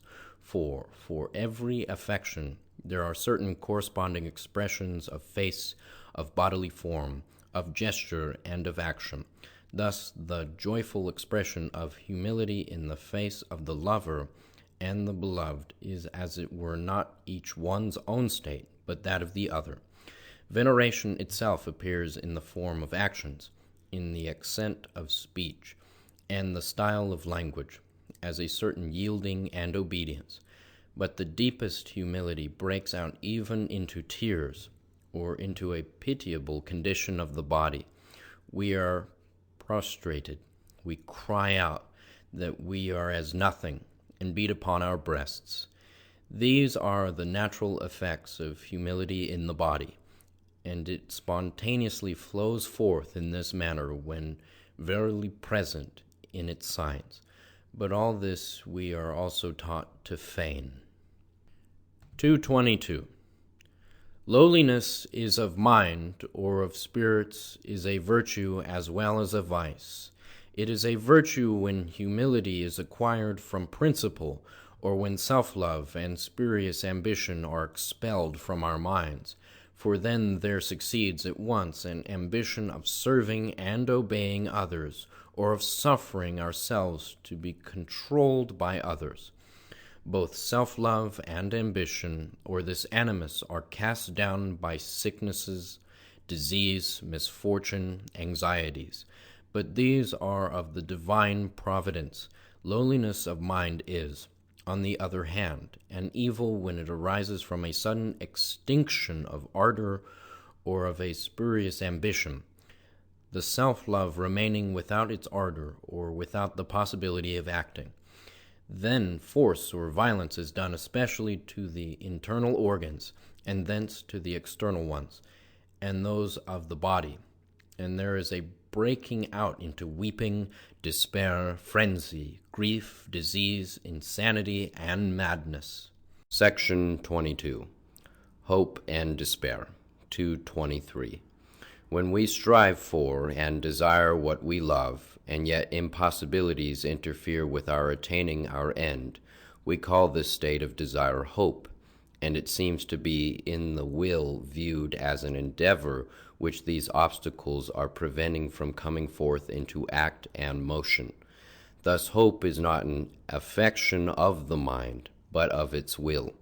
For the will always endeavours to act, but so long as it is resisted, does not act. Meanwhile it is affected by a certain hope, so that it remains balanced between action and inaction. Thus hope does not belong to the animus, but to the rational mind, because to its will, and so belongs to man, and not to brutes and irrational beings. Hope increases and grows just as far as the impossibilities, that is, the resistances, recede or are removed, and to remove these is the work of prudence and skill. But hope in itself is greater or less according to the degree of the love and desire of the end pursued or desired. Therefore hope has in view desired ends, and accordingly it belongs to all the affections which are ends. For this reason hope is the continuation of life, that is, of loves, and of their ardour or ambition. But the greatest hope is that which we repose in God, to whom nothing is impossible, wherefore hope is one of the three spiritual virtues. 224. Despair exists when we cut off hope, then also when, in the end itself, love and ambition, that is, the life and ardour of the mind, collapse and are, as it were, extinguished. Then comes that dejection of the animus, the effects of which were described above. The effects in general are different species of insanity, which are diseases of the mind, different frenzies, which are diseases of the animus, and different sicknesses, which are of the body. The love of an immortality of fame after death. 225. The love of an immortality of fame, or as it is commonly called, of one's name, is natural to everyone, as appears from innumerable proofs. Who does not desire funeral pomps and obsequies, and provide for the erection of a tomb to remain for a monument after the death of the body, for the sake of his name? Who does not rejoice at the imagined talk and whispering, and is not affected by its flatteries, as yet all unknown, when it shall be said that he has gained an immortal fame, and has merited the favor of posterity? Nay, he himself would glory, and all the world applaud him, as if instinctively, if he by saying so could persuade them that he did not study to serve himself, but posterity. From thence comes the glory of a great man. From these and very many other proofs, it is plainly established that the love of our immortality or fame or name is an implanted or connate one. Hence that it is one of those truths which are within the pure intellectory. Unless the pure intellect and the soul were conscious of this, such a love could never exist in a rational mind, and because it does exist in it, it follows that it is the truth that we are to live after the death of our bodies. But our rational mind does not take this form itself, since it is ignorant of the true origin of this love, denying even its existence, and indeed those minds more ardently which regard, run after, and desire only natural ends.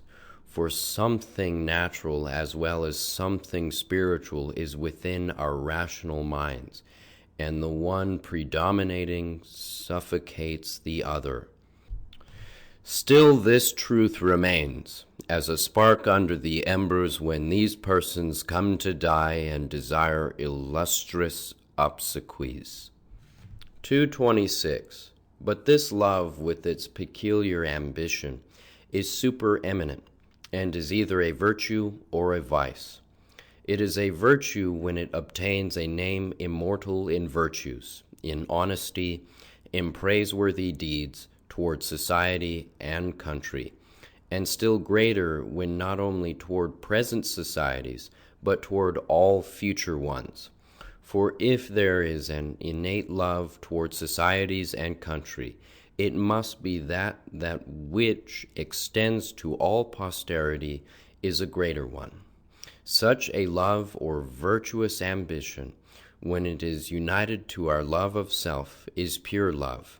If one does not desire that his name may live, but rather his service, and thence his consequent public usefulness may.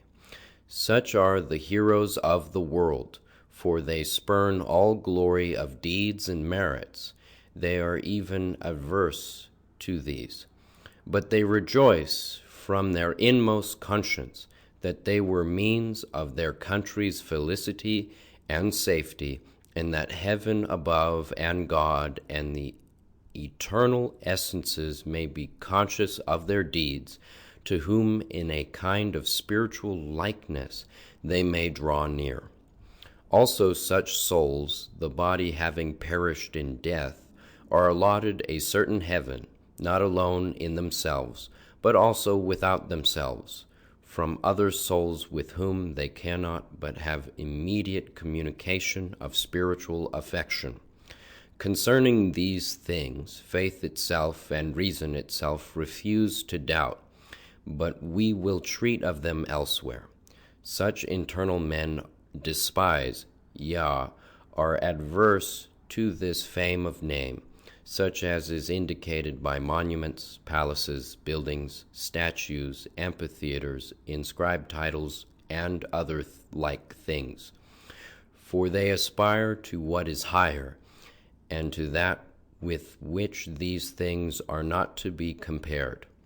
But such a love is a vice when it is in reality extinct, and nothing remains but what is feigned, in order that one may instill into the credulous public an estimation of his deeds by a certain sincerity or truthfulness, or where self-love or spurious ambition is supereminent.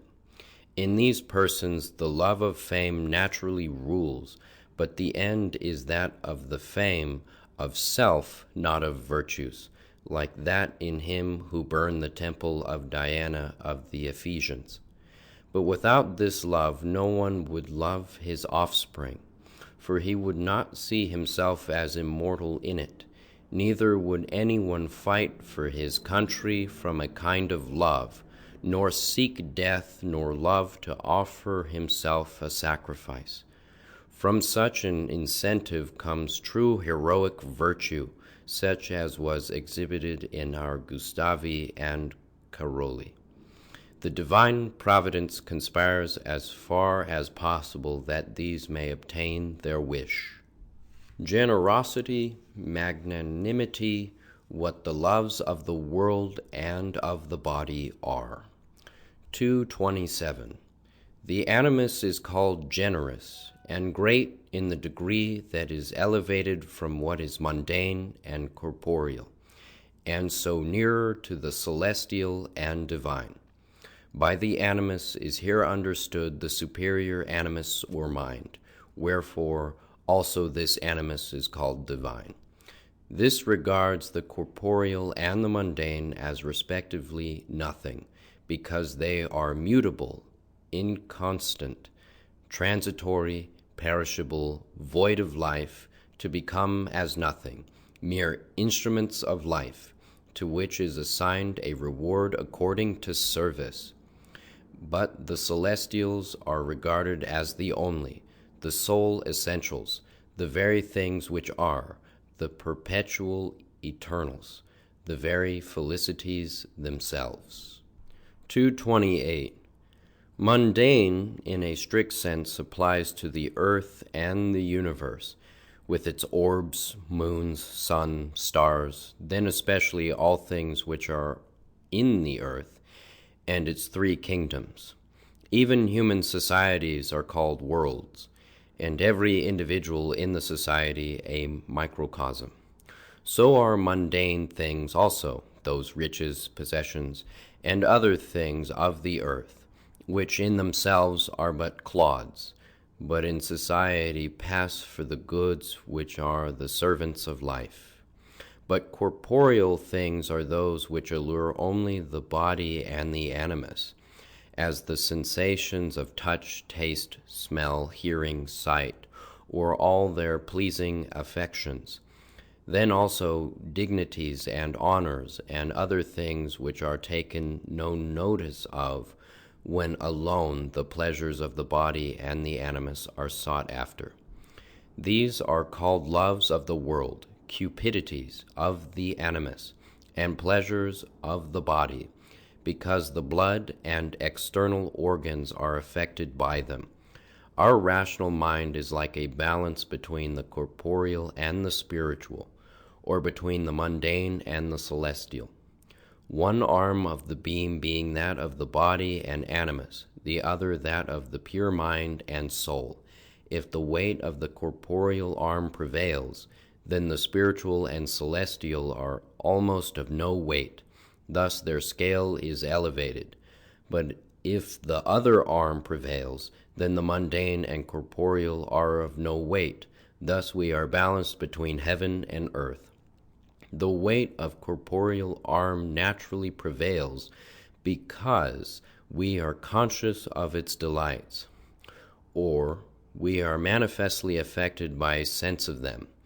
But in the celestial arm there are no weights, but only forces, and if they prevail it will be because their delights are ineffable, infinite, eternal, and are inmostly within the aforenamed weights, thus from the idea alone of their supereminence.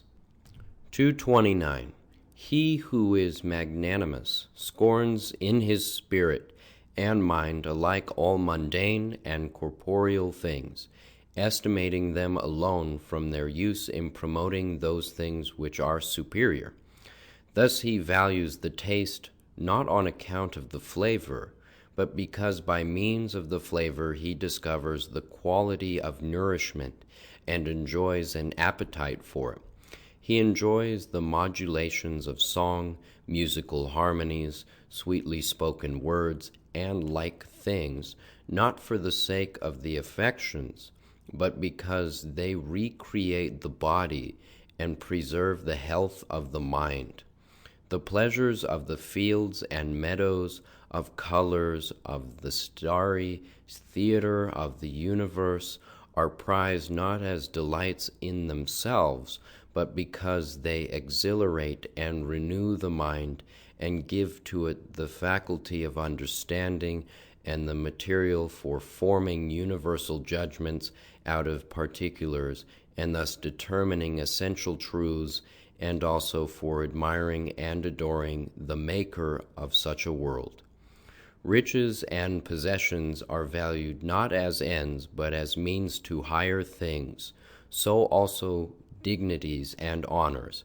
He who regards all these things as mere servants and instrumental causes in themselves dead, and who only venerates the higher things abstracted from them, is magnanimous.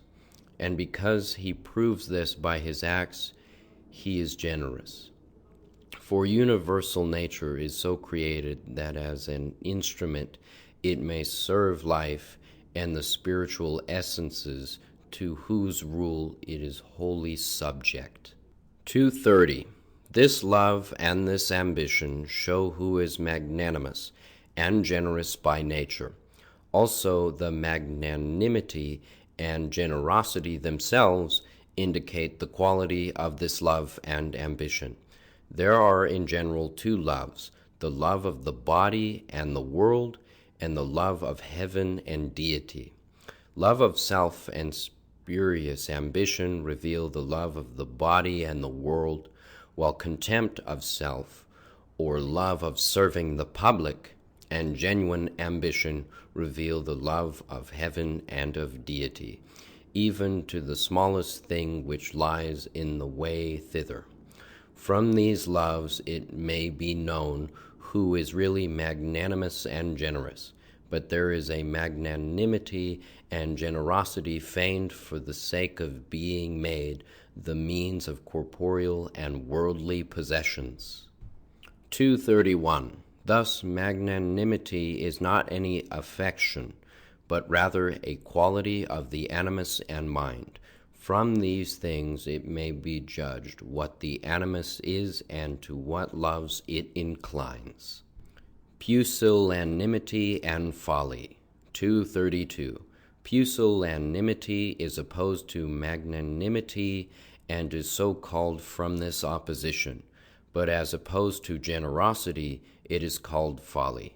Pusillanimity has no right of its own, nor sufficient intellect to enable it to assert its mind, but is inconsistently borne to this side or that, wherever its lust, its presumption, or the persuasion of others may draw it.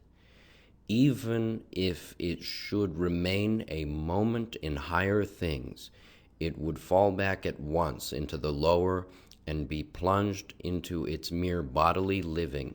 Folly, however, spurns entirely the higher things, and embraces the lower with all its animus and heart, and considers these as the only and the all, and indeed as the very entities of reason. Thus it is characteristic of a purely animal and brutish man.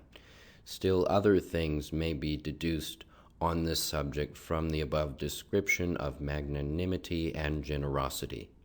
Avarice. 233. Avarice is the love of riches and earthly possessions, but its quality may be recognized from its end.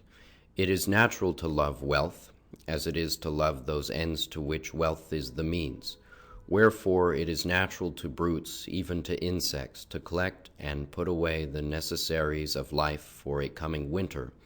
And because money is the universal medium for promoting and acquiring intermediate ends, it is called the nerve of business. This is not avarice, but prudence for providing means, or a human providence granted by God, especially if the love of means does not exceed the love of the end. Often, however, it goes beyond. For worldly and corporeal loves never halt in their march, but in all directions they seize upon new growths, as the love of dignities, of honors, of ruling, the love of vanity, display, haughtiness, the love of pleasures, the love of looking out for one's own, not only during one's own life and that of his children, but even to that of grandchildren, since the storage inspires a kind of perpetual life which increases toward the remoter generations. In a similar degree increases the love of riches, that is, of means to the perpetual end. There are also superior loves which wealth serves as a means, such as the love of agriculture, of defending one's country, of preserving society. Wherefore the greatest care of a ruler is that his kingdom may abound in money. Wealth may also serve as means to certain spiritual ends, as in performing works of charity, in lending aid to the needy, in promoting and propagating divine worship, in building temples, and in many other things.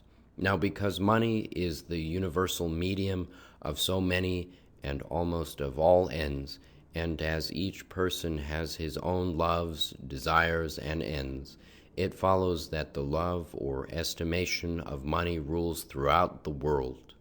234.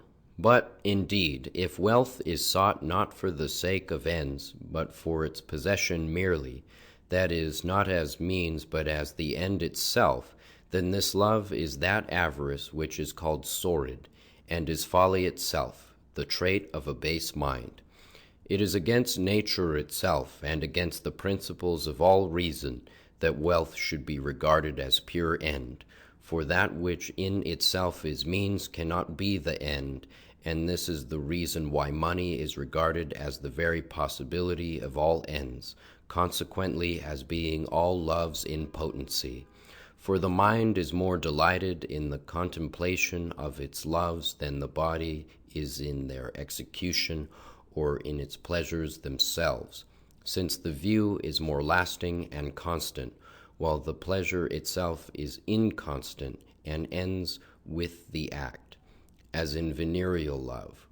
Wherefore pleasures are ascribed to the imagination, for the life itself of the mind flourishes from similar loves.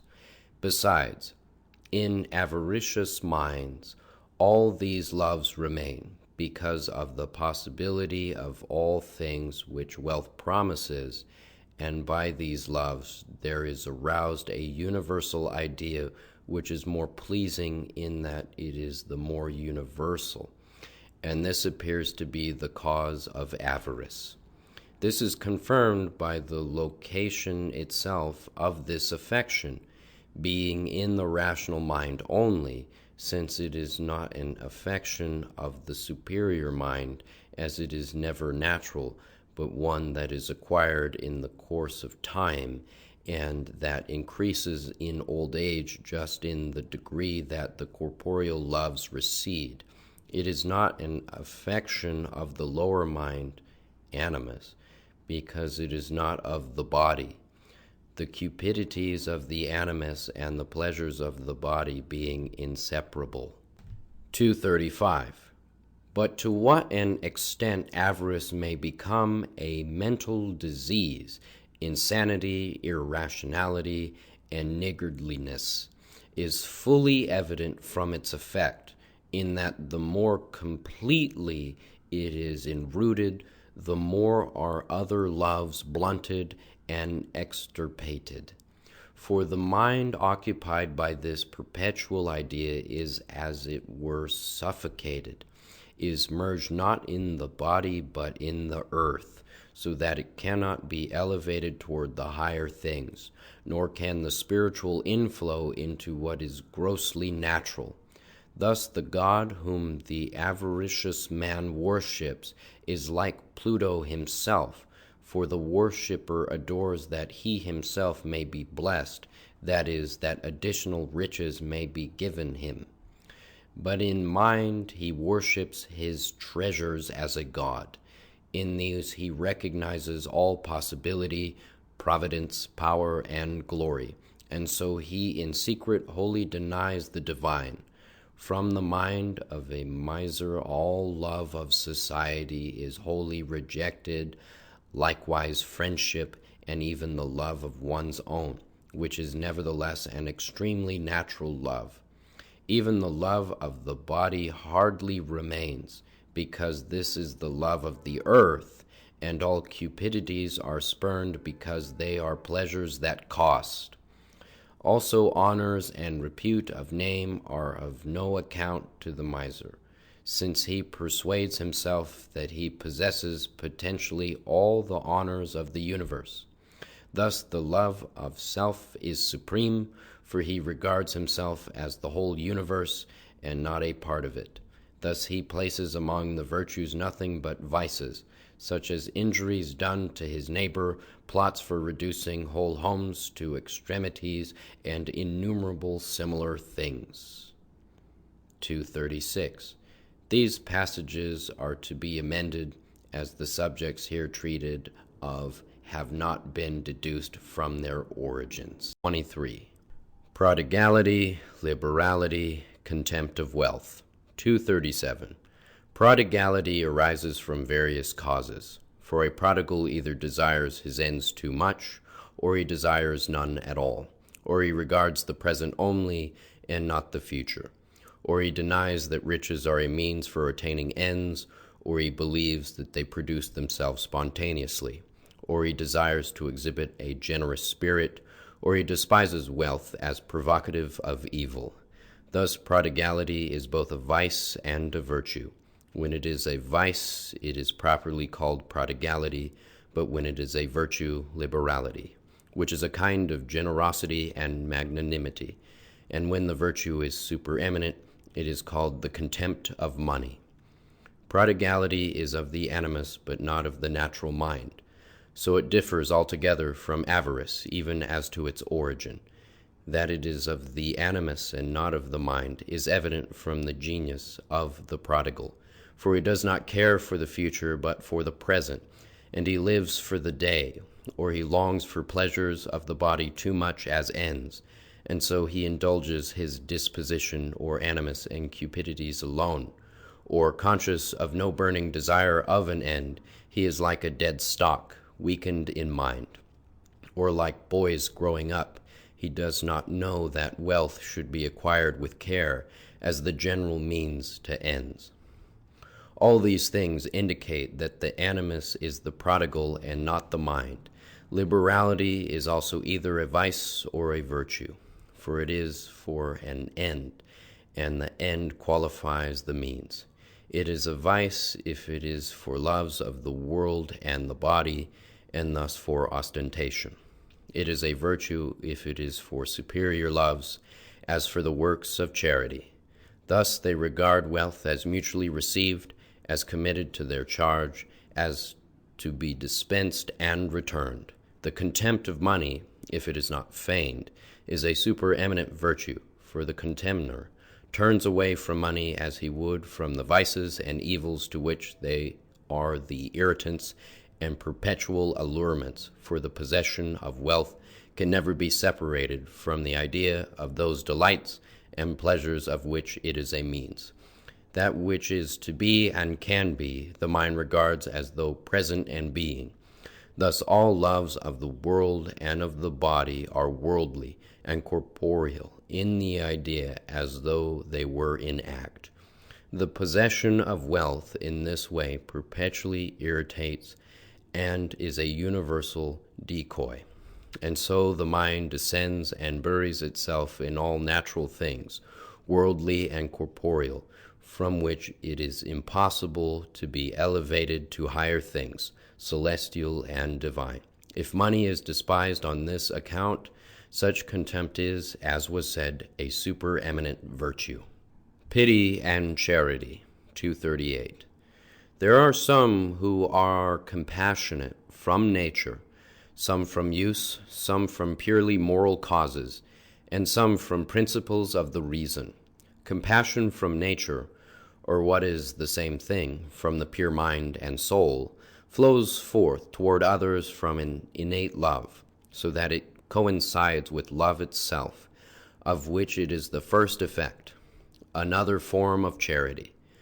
For love regards another as itself, and so it pities others although it may be deserving of pity itself. Love toward husband or wife, children, blood relations, that is one's own, produces pity, and this charity, which extends itself as far as the love. Love toward society and country, and the more universal love toward the human race, and that which is most universal toward the human race, past and future, a purer and more perfect love than the former, produces a pity and charity toward all who from this love are spiritually called neighbors, while naturally they are nearer or more remote, since nature alone admits of degree. Thus pity and charity are not joined to self-love and spurious ambition, whence these are virtues of virtues. Such a love cannot be given without its effect. Consequently, from charity and pity, which are effects, it can be judged concerning love, thence concerning the state of the mind and soul. Pity from use emulates pity from nature, for it passes as it were into the natural, since with the passing of time it imbues the mind with the principles of love. This properly is a moral virtue, because it is within the will, not of itself, but of ourselves, to which we contribute as so many instrumental causes through application to the influx of the principal cause. Pity is conceived also from purely moral causes, and is acquired through use, and thus born, it may be, from principles of virtue and piety.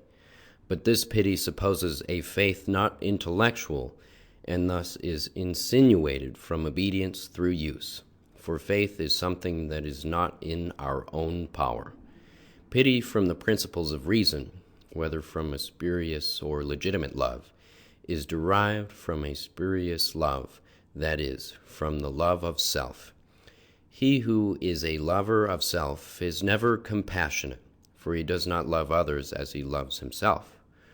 Nor does he who hates ever pity him who he hates, for no one hates another as another unless he loves himself, that is, unless for causes which oppose his self-love. But notwithstanding, the external works of pity can flow from the principle of this same love of self. So indeed, that one may seem kind, compassionate, and a lover of others, for he knows that it is a virtue, wherefore his self-love stimulates him to appear such and acquire distinction. Or also from the principle that others may pity him if he should happen to be an unfortunate. Then indeed he exercises charity toward those who are wealthy, that he may be rewarded. But this is without pity or love. Pity from principles of legitimate love supposes an intellectual faith, or that from persuasion one knows pity as the effect of pure celestial and spiritual love. The principles of the mind are regarded as so many rational truths, for everyone believes his own principles to be truths. 239. The effect of pity is in the mind anxiety, in the animus sadness, and in the body weeping, and at the same time a pitiful voice. The image of pity also stands out in the countenance. Thus the effects of pity and sadness coincide, but it is such that one suffers as if this sadness were his own, for he whom he pities is his other self. 240. The objects of pity are innumerable. Poverty and unhappiness are general objects. There are also those persons who pity the opulence and celebrity of others, regarding these things as causes of misery and incentives to vices. Everyone pities the avaricious man. There is poverty in worldly, intellectual, and spiritual things. What poverty in worldly things is known. Poverty in intellectual things is ignorance. A hallucination of principles or of opinions concerning truth is silliness and insanity. Poverty in spiritual things is a feeble faith or total want of faith, a cold love or no love whatever of deity, and so no charity from that which is the soul itself of charity. All these kinds of poverty are infelicities. But to judge of poverty and infelicity is of our rational mind, whose choice and application are accordingly various, since there are as many minds as varieties. For with him whom we pity there always intercedes a certain correspondence of principles. Thus this application is not natural but acquired. Fear and dread. 241. Nothing is more natural than to protect life and its essence, and to wish to continue one's being, and to preserve that connection which, by virtue of form, one possesses. The soul, which is living essence, while it is united to the body, furnishes this with sensory organs, that it may be aware of any attempt to destroy it, at each single assault which injures it, and at every disharmony. It is grieved, saddened, altered, and constrained. This alteration is called fear, for in fear the fibre contracts itself and withdraws into itself. It becomes hardened and resists as if senseless. The blood is expelled from the arteries so that the heart palpitates. The animal spirit is expelled from the fibers so that the muscles are deprived of their own motive force, the sensorial organs of their perceptibility. A chilliness and pallor seize the face and limbs. They shiver and shake. The animus, deprived of its own cupidities, falls extinct. In the mind is the image of death. Thus fear is a certain extinction of the mind and animus, and as it were an anticipated death of the body, for its appearance is seen in the body. 242. Since the life of the animus and the life of the mind exist from pure loves, because from affections it follows that we apprehend, we fear or dread the injuring of each and every love, because they are ends of the mind. We fear also every love which is a means to or assists such an injury. Thus all things which bring, as we believe, any deadly hurt. Just so far then as we love the end, do we fear its privation and dread its annihilation. The same is true of the subject in whom is the end, for love cannot be given as an end unless it is in some subject.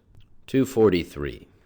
And so all fear is natural, and it is as great and of the same character as is the love or end which we desire. There are loves both natural and acquired, but whether the love be natural or acquired, nevertheless fear and a departure from nature accompany each when the danger of its extinction or privation threatens. This nature is in the rational mind, to which belong loves, desires, and ends. For whatever the mind does not observe, this it does not fear, and when it does fear, the mind is no more master of itself or competent, but undergoes a kind of swoon. 244. There are as many fears and as many kinds of fear as there are loves and kinds of love. Everyone naturally fears for his own body, whether he loves himself before others or others before himself. The love of preserving the relation between body and soul is innate with everyone. Where there is a relation of dependence of one upon another, there is love. He who loves himself before others also fears more for his own safety than for the safety of others. He who truly loves others more than himself fears more for the safety of others than for his own. Therefore, from fear the quality and degree of love, and what love is known. He who loves his country more than himself considers it glorious to die for his country, or at least for the fame of which this illustrious glory is a part. He who loves his wife and children more than himself suffers death rather than see these loves extinguished. This is also natural to brutes, as in the case of does, stags, hens, geese. For the female boldly confronts the enemy which approaches her young. He who prefers fame to life is fearful of his fame or fears its loss. They are magnanimous who are fearful of the fame of honesty and virtue, whence it follows that fear of the loss of a superior love renders bold the inferior love. He is a hero who fears no loss of the life of the body when fame is endangered, whose loss he would greatly fear. Also the same hero, when his fame is not endangered, fears greatly for his own body, to the end that he may live for fame and for society. 245. He is without reason who prefers the life of his body to the life of his fame, or to honesty, virtue, society, country, and the human race. Yet he is still more contemptible who, like the miser, prefers wealth and similar things to himself and his life. The most timid of all men, he is still an intrepid defender of his treasure, the deprivation of which often leads to suicide. The most despicable and the lowest of all mortals is he who fears nothing for truth, sacred things, heaven, and deity, but only for his own life. Thus fears show of what kind the loves are, and which love is preferred to another. What love is, and what the fear of losing the love of God, the martyrs have testified. Souls which are sublime and elevated above mortal things do not fear to undergo death for truth, especially such as is celestial and divine, because they are fearful for the truth and dread its extinction. But our truths, except such as are divinely revealed, are mere principles of the rational mind. To fear no danger of life or to meet death in defending these denotes indeed a sublime mind, but it may be also an insane one. Such are some of the martyrdoms of heretics and others which historians relate. Fortitude, intrepidity, courage, animosity. 246. Bravery is a heroic virtue, especially in war, and is manifested in battles, combined with intrepidity and magnanimity. There are many kinds of bravery, all of which aim to be regarded as heroic. Common minds think that it is shown only in intrepidity and courage, but a genuine bravery shows itself always more evidently and boldly when the cause is regarded as greater, superior, more universal. And on the other hand, it is more languid where the cause is meaner, inferior, and slighter.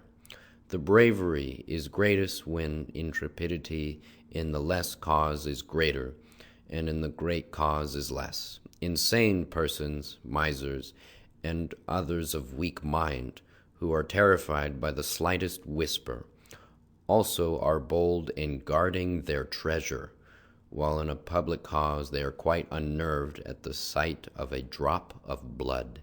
247. Nothing more difficult is known than to discover whether bravery is genuine or false. Genuine bravery, whatever may be the cause, is never turned into fear, but in place of fear into anger, and anger then becomes zeal and a just grievance. False bravery secretly conceals fear. Externally and on the surface it shows the animus, and if it is turned to anger, it is an unjust anger, grief, or fury.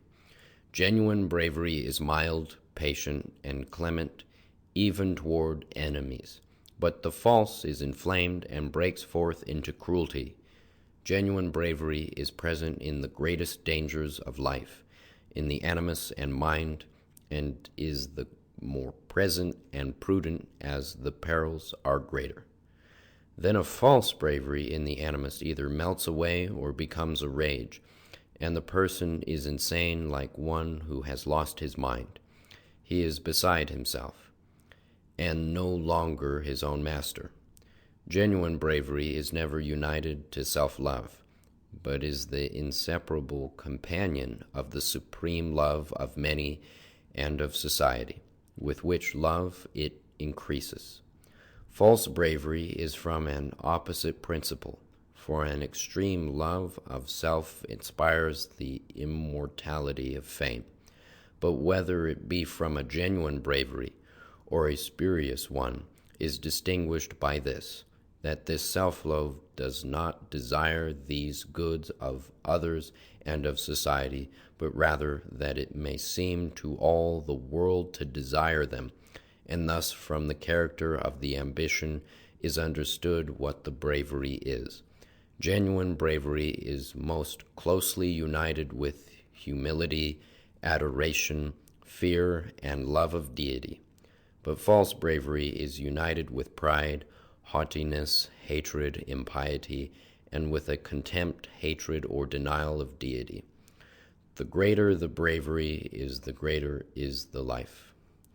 The less bravery, the less life there is, even to the condition being comparable to death itself.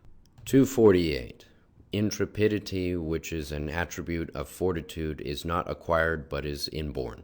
Hence it appertains to the race and descends to a remote posterity. For the brave beget the brave. It is often a trait belonging naturally to a whole people. For the intrepid does not truly fear the loss or the extinction of that love or that end by which he is led, be it for life, for fame, or for country, but he boldly defends these, since his animus is roused and inflamed at any insults, and the more ardently as he is by nature, the more brave, but at the same time the more moderately in the degree that danger threatens, inasmuch as the intrepidity of true bravery is conjoined with presence of animus and of mind, and carefully discerns dangers as to their character, and takes counsel in the field, and thus acts either with ardour or with prudence, according to the state and the possibility of peril. But fear, which is the contrary effect, and likewise a natural trait, does not rouse and inflame the animus at the presence of peril, but dejects and quenches it. 249. As fear and intrepidity also, since they are both natural traits, are inscribed in the very blood itself, in the spirit of the blood, in their organs, and in the body, so it also follows that intrepidity makes itself seen in the face itself, in the eyes, in the sound of the voice, in the respiration, in the strength of the muscles, and in the actions. Especially it appears from the arteries of the body and the fibers of the brain, which are stronger and more robust in the intrepid than in the timid, since the strength of the whole body is in the arterial blood and animal spirit. This is the reason why we ascribe to the brave a great heart and a great animus, which is a property of the brain. The force of this blood and spirit is excited from the inmosts, that is, from the superior mind or that of the pure intellectory. Hence a presence of animus and a sudden light suffused over the mind, a heat, and as it were a fervor of the blood, strength in the limbs, and a kind of foaming in the cheeks and glands. Such an example of bravery and intrepidity lives in Charles, the hero of the North, in whom it was an inherited trait, since he derived it from his ancestors, from the Charleses and the Gustavuses. He knew not what that was which others called fear, and he laughed at all threats of death. So he lived the life which he is also still to live, far removed from death and superior to the failing life of the body. There is present with such souls a singular providence, because there is something divine in them, and it provides for them a life to which they do not aspire, even one that is immortal in the midst of the mortal. 250. That not all bravery and intrepidity is inborn, but that there is also a kind which is acquired. We see some to be persuaded from the examples afforded in those timid and fearful persons who sometimes act bravely, although not from their nature, but artificially, and from the state of their blood and change of their spirits. For intoxicating drinks, and those aliments of the blood which excite a fervor, even fever itself, mania, and insanities frequently infuse such an animus, and elevate minds to a seeming bravery. But this is not bravery, but rather courage, which is merely in the blood, in the body, on the surface, and in the outermost parts, while still the fear lies hidden within, ready to return whenever this fervor of the blood ceases. From this courage also we may be strengthened in our conviction that bravery and intrepidity are natural gifts. For this courage is not excited in these persons until the nature of the blood and of the spirits is changed, and it ceases with the changing cause, while everything that is natural or inborn, even if violently expelled, nevertheless returns. Their mind is also an inebriated one, rather than a rational mind in which bravery finds its springs. And as soon as fear returns, at the mere idea of the danger already past, the heart palpitates, the blood rushes into the veins, the limbs collapse, and a cold sweat is produced. 251. But indeed, of those possessed of an innate fear, whose mind nevertheless is imbued with the principles of the virtues and with the highest loves, on account of which they vehemently long for a corresponding nature and hate their own which does not answer to these longings, there may be predicated and acquired fortitude, if for the sake of becoming fearless and brave they excite and inebriate the blood by the natural means just mentioned, regarding these as aids in resuscitating the forces naturally languid and torpid. This bravery is the greater moral virtue, in that it comes not into the mind of itself or instinctively, but from a recognition of the truth which one venerates in others outside of oneself and sees to be impossible in oneself except it be actuated by means. For whatever the mind does of itself is a virtue or a vice, but whatever it does not of itself but by nature, this is neither a virtue nor a vice, until the mind has descended to participate in the act. But this acquired bravery neither equals that which is natural, since it is inconstant like the mind itself, which is governed by the principles. 24. Indignation, anger, fury, zeal. 252. In order to understand what anger is, and what is its nature as compared with other affections of the animus, we must institute a comparison with those affections which are purely natural and obvious to sight.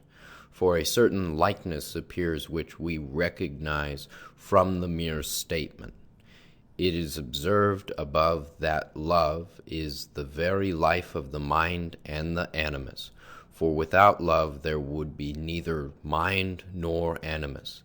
In what followed, it came also to be proved that the intelligence or the reason of the mind corresponds to light, and that light, clearness, shade, darkness, and other terms applicable to light are applied to the intellect. We have also observed above that ambition may be compared to heat, for love without ambition is as life without heat. But zeal is to be likened to a kind of fire, for ambition without zeal is like heat without fire. When the zeal or the fire of the superior mind passes over into the rational or inferior mind, then it is commonly called ardour, or excandescentia. But when it passes into the animus, and thence into the body, it becomes the corporeal and impure fire, which is called anger, the flame itself being called fury. Hence it appears that the beginning of ardour, of anger, and of fury is in the soul itself and the pure intellectory. In other words, that it is conceived and born in and from these, thus that in its proper source zeal or the pure fire is naturally mild, becoming active when truths, whether natural or spiritual, are to be guarded, but that it goes forth impure in its derivation.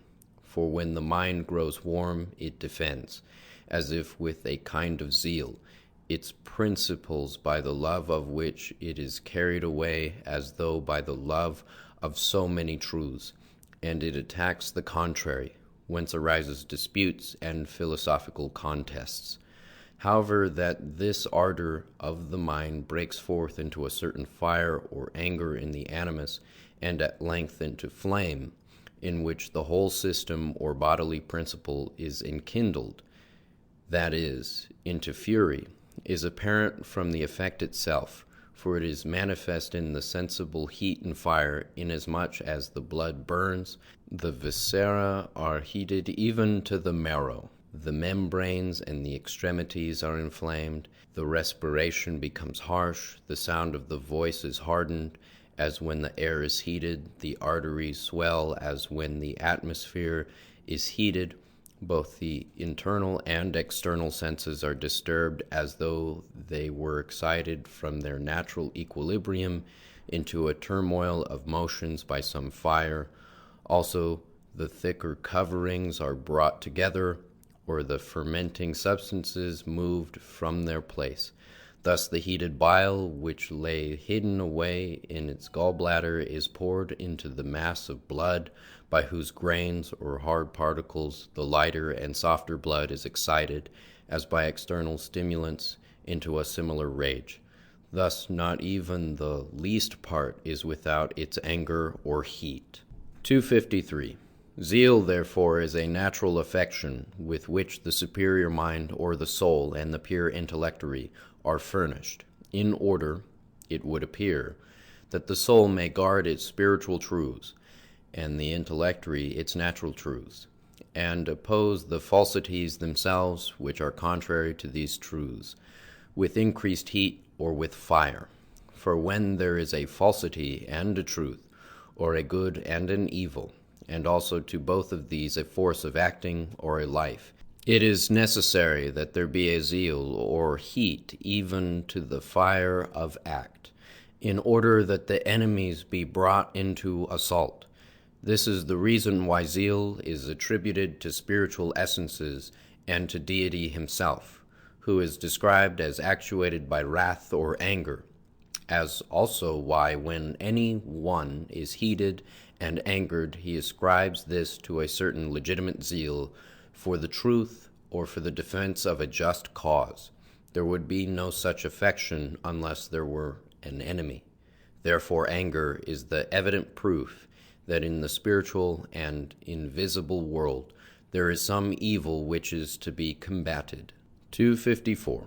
But our rational mind, which regards its principles as so many truths, is also said to be kindled with a certain zeal, still inasmuch as the very principles of our reason are rarely from truths. Therefore this zeal is also rarely a pure one. The wrathful kindling thus originating is harsh and vehement, like ignited carbon, which is consumed by its own fire. But whether the fire be pure or impure may be known from the love itself and from the particular affections and desires of the mind, especially from ambition, which is heat, and most immediately rouses this fire. Such, therefore, as is the love or the ambition, such is the zeal or kindling of the mind. 255. As soon, however, as this fire breaks forth from the rational mind into the animus, it is born as if from a sphere of immaterial into one of material ideas, and is called anger, for the animus is said to become angered, on which account its way inclines toward the body, which in accordance with the anger of the animus becomes warm, boils, bursts into flame, and rages, since the whole animus is transfused immediately into the body. 256. But indignation belongs only to the rational mind, and is the first degree of angry heat. There are, nevertheless, in indignation many elements which moderate, temper, and restrain it, lest it break out. For there is either fear, or some love, or shame, or sadness, which are so many reins and barriers to hold it in. Patience, gentleness, tranquility of mind, impatience. 257. From anger we may know what and of what quality is patience, and for where patience is, there anger is not. In so far, indeed, as anger may be compared with a certain fire and flame, patience may be compared with a kind of cold, as anger with hardness, for indeed its elements, as if brazen, are hardened by fire, so patience with softness, as anger with the highest degree of activity, so patience with passivity, whence the name itself is derived. Therefore patience is a tranquil, serene state of the mind, as it were free from the storms and commotion of the affections of the Animus.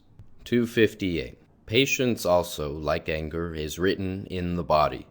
Something mild and patient shines forth from the countenance, from the very sound of the speech, and so far as it appertains to the mind, from the discourse also. The face is serene, smiling, even while others burn. The blood is softer, healthier, warm but not burning, full of vital heat, but not concreted into fibers. The pulse is lighter and more constant. The bile is not dark, but more yellow in color. The arteries more yielding, the fibers tender, the organs more vigorous and ready to obey the dictates of the mind. And in all parts there is manifest a pleasing grace, if not beauty. In a word, each particular part of the body is patient, for as is the mind and the animus, such is the state of the most particular parts of the whole body, since the latter conforms to the image and nature of its soul. If otherwise, it is a sign that the mind is injured from some cause. 259. Patience, so far as it is the tranquil and serene state of the mind, free from disturbance by the affections of the animus, is itself the most perfect state, for the mind is, in this state, left to itself, has time for its own operations, regards its reasons more interiorly, and forms its judgments more sincerely, and out of these it selects the truer, the better, and more fitting, and remits them into its will, which then is not possessed with the tumult of natural desires. Thus, enjoying an almost perfect liberty, it holds the animus subject to itself as if in chains, nor does it permit it to wander beyond the limits of its own choice. Thus also it commands the actions of its body, and more purely and intelligently receives and contemplates its sensations. When the mind is thus left to itself, and neither corporeal or mundane things nor the heat thence arising disturbs its ease, then it enjoys the inmost fellowship with its pure intellectory or the soul, and suffers natural and spiritual truths to flow in. For it is only the corporeal affections and desires of the animus which obscure and pervert the intellectual ideas of the mind. Hence it is that the mind, in its state of patience or tranquility, is cold in its constitution as compared with the heats of the animus and thence of the body, but very full of love, or of the more pure and perfect life. For that there be any mind, it must be warmed with a certain love. But the purer this is, the purer is the mind, because the better is the life. From this state the mind regards the lower loves and those purely corporeal as infantile sports, or as insane, and the more so as they are believed to be wise. Thus, witnessing these, it does not become heated and angered, but it pities, condoles, pardons, tries to amend, rejoices in its success, bears its injuries as a mother those inflicted by her child, for it embraces all in its love, while it hates vices. Patience, therefore, may well exist without anger, but it is not without its zeal, by which it defends, although with moderation, its truths. The mind is never disturbed by such a fire, still less extinguished, but is refreshed, for this agrees with its nature. For the rational mind, the more it is liberated from impure fires, the more it burns with the pure fire, which is mild and does not rage, but restores its state. 260. Such patience, which is the moderator of the passions of the animus, is rarely inborn, for everyone has an inclination to certain affections of the mind, but with age and with the judgment it grows, and especially is it perfected by its own exercise. but that which is genuine does not exist without the truths of religion and the principles of piety, nor without violence done to the natures of the animus and the body, misfortune even and sickness, which repress the fervor of the blood and the spirits, are also frequently the causes of this patience. 261. The character of impatience may be inferred from this description of patience, for it is of the rational mind which desires ends, while the end is hindered or obstructed by intervening obstacles or by the ideas of impossibilities, which are so many resistances, lest the will should break forth into acts. Hence the animus which desires is tortured, and the body is distressed, and the mind regards single moments as long delays. Thus the more ardent is the animus, the greater is the impatience. The more tranquil the mind, the less it is. Least of all is the impatience of those who commit their fortunes to the divine providence. Shame. 262. In shame, both the internal and the external sensory, as also the single fibers and single arteries, contract themselves, since whatever is the state of the sensory, such is that of the fibers and consequently of the arteries. Thus the spirit is expelled by the nervous fibers into the motor fibers of the arteries, and the blood from the larger arteries into the capillaries, whence arises a redness and inflammation of the face, dropping of the eyes, a hiding, a stupor of the sensations, cessation of breathing, and of the determinations of the will or inaction. For the sensory itself, being compressed, does not dare as it were to lift itself, but withdraws into itself, so that the mind may hide itself, not only from others, but from itself, since it is the shame of self so far as the mind itself is conscious of anything indecorous, dishonest, or criminal. Therefore, when no one except the mind itself is aware, it is rarely ashamed, unless with regard to the fact that some other may know the cause of shame. Accordingly, without committing any crime even, the mind may be suffused with shame, reflecting on the possibilities of its happening, or on something noticed which it alone knows. Shame belongs to the brave and to the timid alike. In the brave the face blushes, in the timid it turns pale, for the fear of some injury or loss ensues. Shame also lets down the muscles of the face, so that they are without any determining force, like that of the pendulum. 263. There is this other difference between fear and shame, that fear causes the internal and external sensories to fall lifeless and insensible of themselves, but that shame, of its own will and by a native force, contracts its sensory and takes away its faculty of changing its state, wherefore in that moment, before it recollects itself, all determination of will ceases, and there follows an oblivion or forgetfulness of particular things.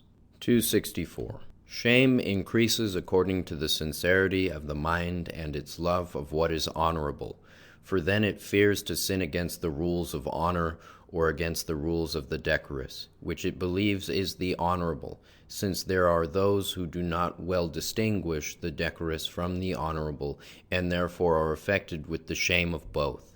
But inasmuch as the honorable declares itself through the decorous, since the decorous is the external of the honorable, therefore we are careful to observe the laws of both. Shame is greater in the presence of superiors than of equals, and there is none in the presence of inferiors except the mind be a greater lover of the honorable. Shame is greater also in the presence of those we love and venerate, but when the love is mutual and in place of veneration pure love succeeds, there is as it were another self. The shame then is none other than one feels of one's self alone.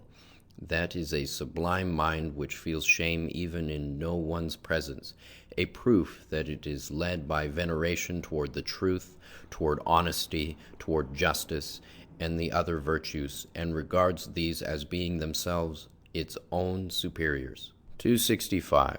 There is little or no shame in those who scorn and are adverse to virtue itself, and who esteem no one as their superior, as also in the stupid and dull of intellect. Wherefore the lowest of men, without conscience, without love of honor, are those who feel no shame, who are possessed of a most criminal intent, and who, in the presence of crimes which they are conscious of having committed or of being about to commit, stand with open and lifted eyes, or as exhibiting no spark of the higher mind within. 266. But inasmuch as principles regarding the honorable and decorous are somewhat various, the sense of shame also varies somewhat, one person not being affected with the feeling of another. Thus these senses of shame take their turn. We are also affected even with the shame of those with whom we have had no acquaintance, which comes from its being reflected from them upon ourselves, and thus from a certain friendly relationship which we sustain with all of our race. Envy. 267. Envy is hatred mingled with anger, but the anger lies concealed like fire under the ashes, wherefore it is an inmost consuming heat, which when it breaks forth causes insanity. Hence the blood is suffused and heavy with bile, thick, full of flecks of obscure color, stagnant in the least pores, whence comes the blueness in the face. This same fire also consumes and scorches, and this causes leanness. The gallbladder is crowded with the black bile, because of its continually spouting forth anew, and this is mingled with the blood. There is also a darkness in the countenance. Hatred mingled with anger gleams from the eyes, where there is no light of joy, and even in the voice and speech something harsh is perceived. The animus is always obscure, and the mind sad. It is rarely lightened and exhilarated, for it perceives nothing of the sweetness of harmony.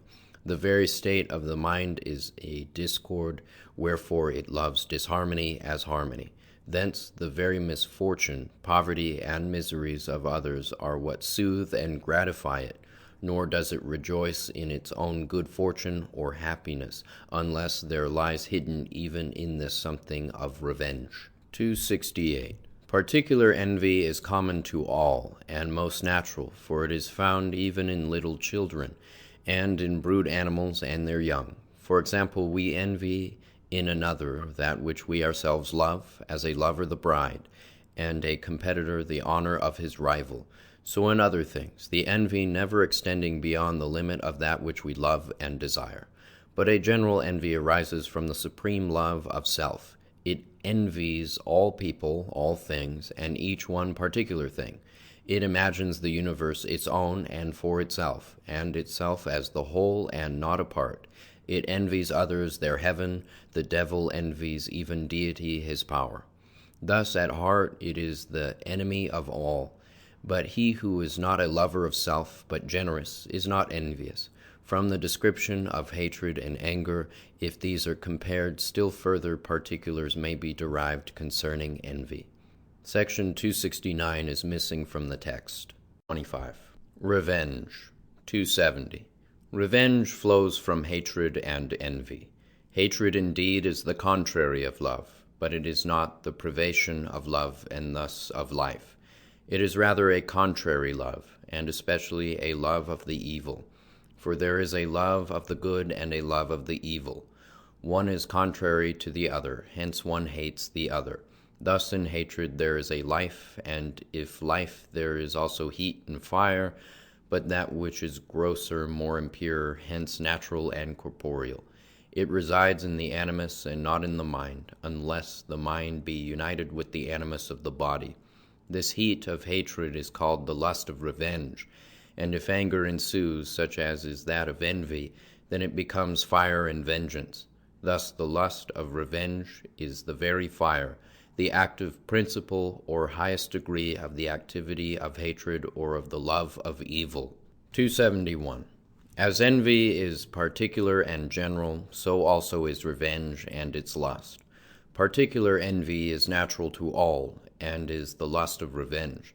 Thus it is inborn in tender infants before the age of reason, and in particular animals which are even by nature furnished with weapons for defense against injuries. And since revenge is natural, it is also naturally pleasing, since it clears up the sad mind and clouded animus, refreshes and restores it to its natural condition, hatred being dissipated and envy extinguished. The pleasure of revenge is according to the degree in which hatred and particular envy had existed. But the desire of revenge is for the most part accompanied with sadness, unless the mind sees the possibility of obtaining its end, although in some minds the desire itself exhilarates the animus. 272. The general desire of revenge is similar to general envy, for it arises from the same source, and thus similar attributes belong to both. The latter is always united with a spurious ambition or with the love of self. The desire of revenge is never united with true ambition or with the universal love of the good, unless for the sake of the extirpation of evil. For zeal and righteous sorrow give birth to revenge, but still in the desire and in the revenge love remains, for it wishes to destroy the evil in order that after its destruction it may revive the good. Such is the divine vengeance. But the greater the love, the greater the desire of avenging evil, since love persuades to be like itself and to be united with itself. Whatever, therefore, disjoins and hinders the possession of the desired good, love hates and devours, and eagerly seeks to annihilate, and this often is accompanied with anxiety, grief, and unhappiness in the subject. Misanthropy, love of solitude. 273. Misanthropy is properly the hatred of the human race, or it flows from such a universal hatred, rarely from envy or from hatred mixed with anger, since this breathes vengeance, which presupposes life in society. Misanthropy is united with contempt, or privation of a sensibility of the pleasure of the body or of the delights of the animus. There are misanthropes who do not appear such, because they possess an animus desirous of pleasures which can only be indulged in company and in civil life, or by sociability. There are those also who from their esteem of reputation are unwilling to appear as misanthropes, but when once this desire and this love of fame ceases, they become such. They are for the most part extremely given up to self-love. This vice is very natural and inborn, for it arises sometimes from the ill success of some highest love, and thus from despair, since the highest love persuades that the only thing and the all in the universe is that which it loves, and this being lost it believes all to be lost. The misanthrope is regarded in society as nobody or as an abject, and this he deserves, since by his hatred he is separated from all. He is to be the more esteemed, indeed, if he separates himself than if he intermingles, for when he mixes with society he injures others, but when alone only himself. 274. There are misanthropes, special and particular, those, namely, who hold in aversion or hatred some special race, or nation, or family, or certain persons.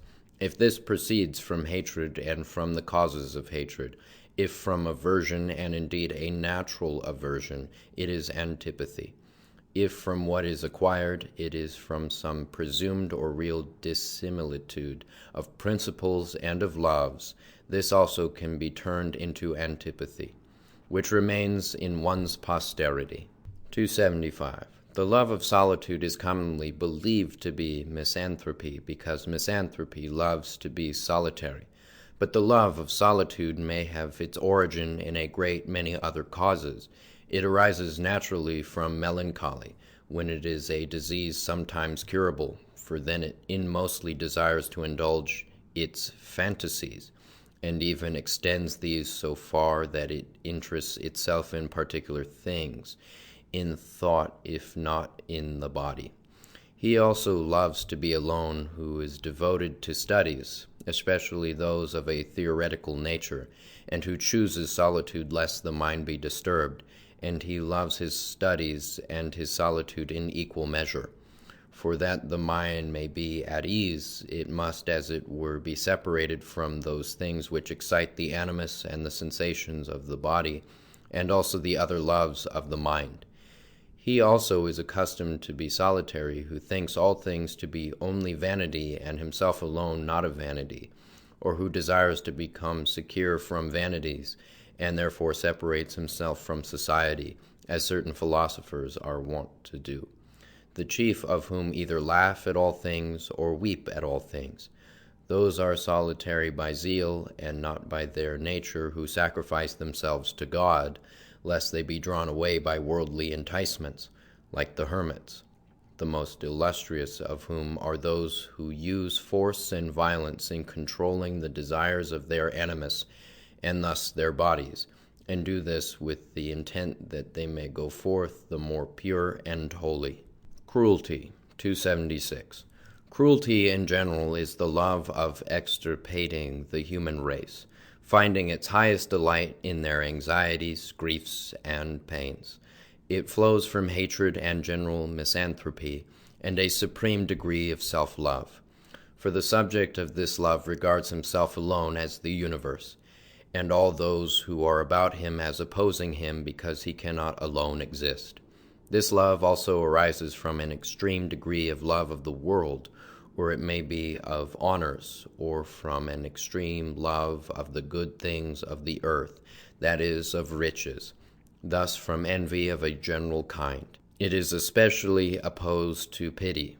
What the character of cruelty is appears, therefore, from the face itself, thus whether it come from the love of self, or from the love of the world, or of the good things of the earth, and thus from hatred or envy toward those who possess these, seeing that he alone desires to possess them.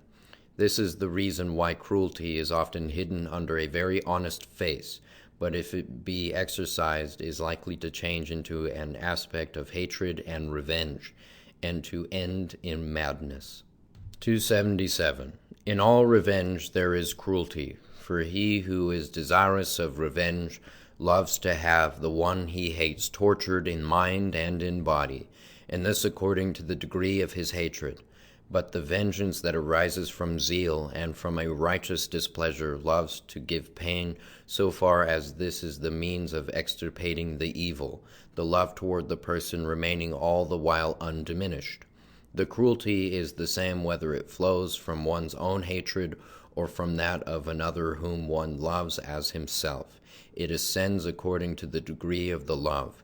He who slays his enemies is not cruel, but he is cruel who ill-treats the conquered and those incapable of harm. Therefore, as is the vengeance, such is the cruelty, as is the hatred, such the vengeance, and as are the anger and zeal in the vengeance, such is the pleasure of this vengeance. 278. There is a certain correspondence between venereal love and cruelty, or between the love of propagating and the love of extirpating the human race. They are contrary in themselves, but they agree in the phenomena of their effects, as those contraries often do which come together in a third term, for otherwise the circle of their relation could not exist. Each of these loves excites the organs of the sensory, the fibers, the members of generation, and produces the generative substance, as is known from natural history. Hence it appears that the affection of cruelty is as delicious to perverted minds as is the venereal love to minds that are pure, for the one does not extinguish the other but excites it. Such would be the devil clothed in a human form.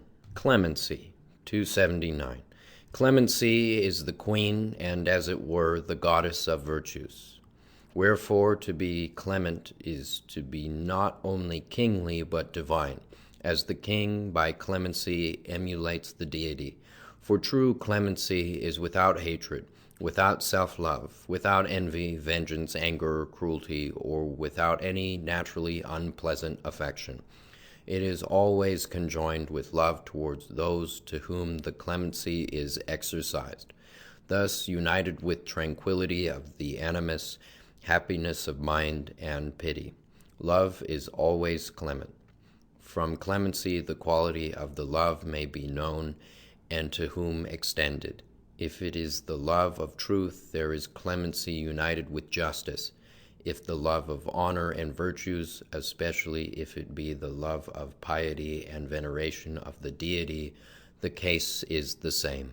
280. But if the love be that of vices, falsities, vanities, impiety, Clemency will be exercised to the disadvantage of those by whose mutual love it is affected, and this clemency is spurious and unjust. Clemency is, for the most part, a natural trait, like patience, for he who is clement cannot be cruel. This clemency is opposed to cruelty, and from the description of cruelty the character of clemency may appear. But there is also an acquired clemency when cruelty is joined to fear but lies hidden, a snake in the grass. Clemency may be, therefore, both spurious and legitimate, thus a vice and a virtue. Intemperance, luxury. 281. Intemperance in general means all excess of the desires of the mind, of the lusts of the animus, of the delights and pleasures of the body, of the world and the good things of the earth. But intemperance in particular means excess in eating and drinking, as when we call it indulging one's appetite, sacrificing to Bacchus and Ceres, and caring for the belly. Every love and every pleasure is for the sake of the end that we may live a healthy life in a healthy body. Therefore the earth abounds in everything enabling us to enjoy these loves and pleasures, provided it be as means and not as ends. When we regard particular loves and particular pleasures as means, then we enjoy each in a temperate way and in a manner to attain the end. But when we regard these as ends and not as means, then we fall into excess, and the more ardently as we love the end. 282. Thus intemperance denotes a perverse state of mind, very limited and material, which in a word confines its ends to very narrow limits. But the more elevated mind perceives that one thing is for the sake of another, and that there is a chain of means to a most universal end. Such a chain is the created universe, or the world, or terrestrial society, or our very selves. 283. There is nothing in our entire body which is not a means to some higher end. The last end is the soul, for the sake of which the body exists. The soul, which is the end of the loves of the body, is not the most universal end, but is an end intermediate to a more universal one. Nor do we conclude with anything short of the very deity of the universe, which is the end and the beginning of all things. 284. Therefore, since there is nothing which is not an intermediate end, it follows that there can be intemperance in all means which are assumed as ends. For all means in themselves are regarded as ends because they are distinct terms, but they are properly ends intermediate or intermediate terms. Therefore, to enumerate all kinds of intemperance and describe their cause, nature, and effect would be to review again all the affections of the mind, the animus, and the body. Anyone from the description of the affections may judge of their defect and excess. 285. This alone need be said, that all intemperance is contrary to nature, and what does violence to nature destroys either our mind or our animus or our body. Thus when these are ruled by the will, and the will by desire, and the desire by loves, not as means but as ends, we rush into so many causes of destruction, whence is the death of the body. 286. But the virtues, honesty, perfection, spiritual happiness, these can never be intemperately desired and loved. For in the body we never shall be able to arrive at perfection itself, but the infinite will still remain beyond. But spiritual intemperance is to desire perfection more perfect than its own nature admits of being, thus as if the mind could become like the soul, or the soul like God, instead of being only most perfect in its own degree, and thus an image, type, and likeness of things superior. 287. The inferior form can never be elevated to the perfection of the superior form, unless by previous dissolution and its own death. Therefore we subsist still within the limits of temperance as long as we desire a more perfect state, however immoderately it may appear. Thus so long as the mind desires intelligence and wisdom. Intemperance, therefore, is always a vice and not a virtue. Temperance, parsimony, frugality. 288. We learn what temperance is from the description of intemperance, that, namely, it is a moderate use of the delights and pleasures of the body, in order that these may be corresponding and proportionate means to ends. Thus, intemperance properly signifies excess, but it involves also a defect. For a defect in one regard does not exist without an excess in some other, as a defect in nourishing the body indicates an excessive economy. And there is besides an excess of avarice or of abstinence, which is equally injurious to the body. Therefore a moderation in all things is itself temperance, but it is known by other names when reference is had to other objects. As temperance denotes moderation in eating and drinking, parsimony, moderation in spending wealth and the goods of the earth, while frugality has regard to domestic economy, so in other things. Meanwhile, inasmuch as temperance is a natural mediocrity, it is qualified according to the nature of any one, wherefore the temperance of one is sometimes the intemperance of another, and so on. Therefore the measure and the scales of all the affections of the mind, as well as of the animus and of the body, of which we have thus far treated, is temperance, which is the preserver of all in order that there may be a sound mind in a sound body. In a word, explore that you may understand what is true and what is good, and regard all things as mediate ends, by which you may arrive at the ultimate end in continually inquiring, for what end?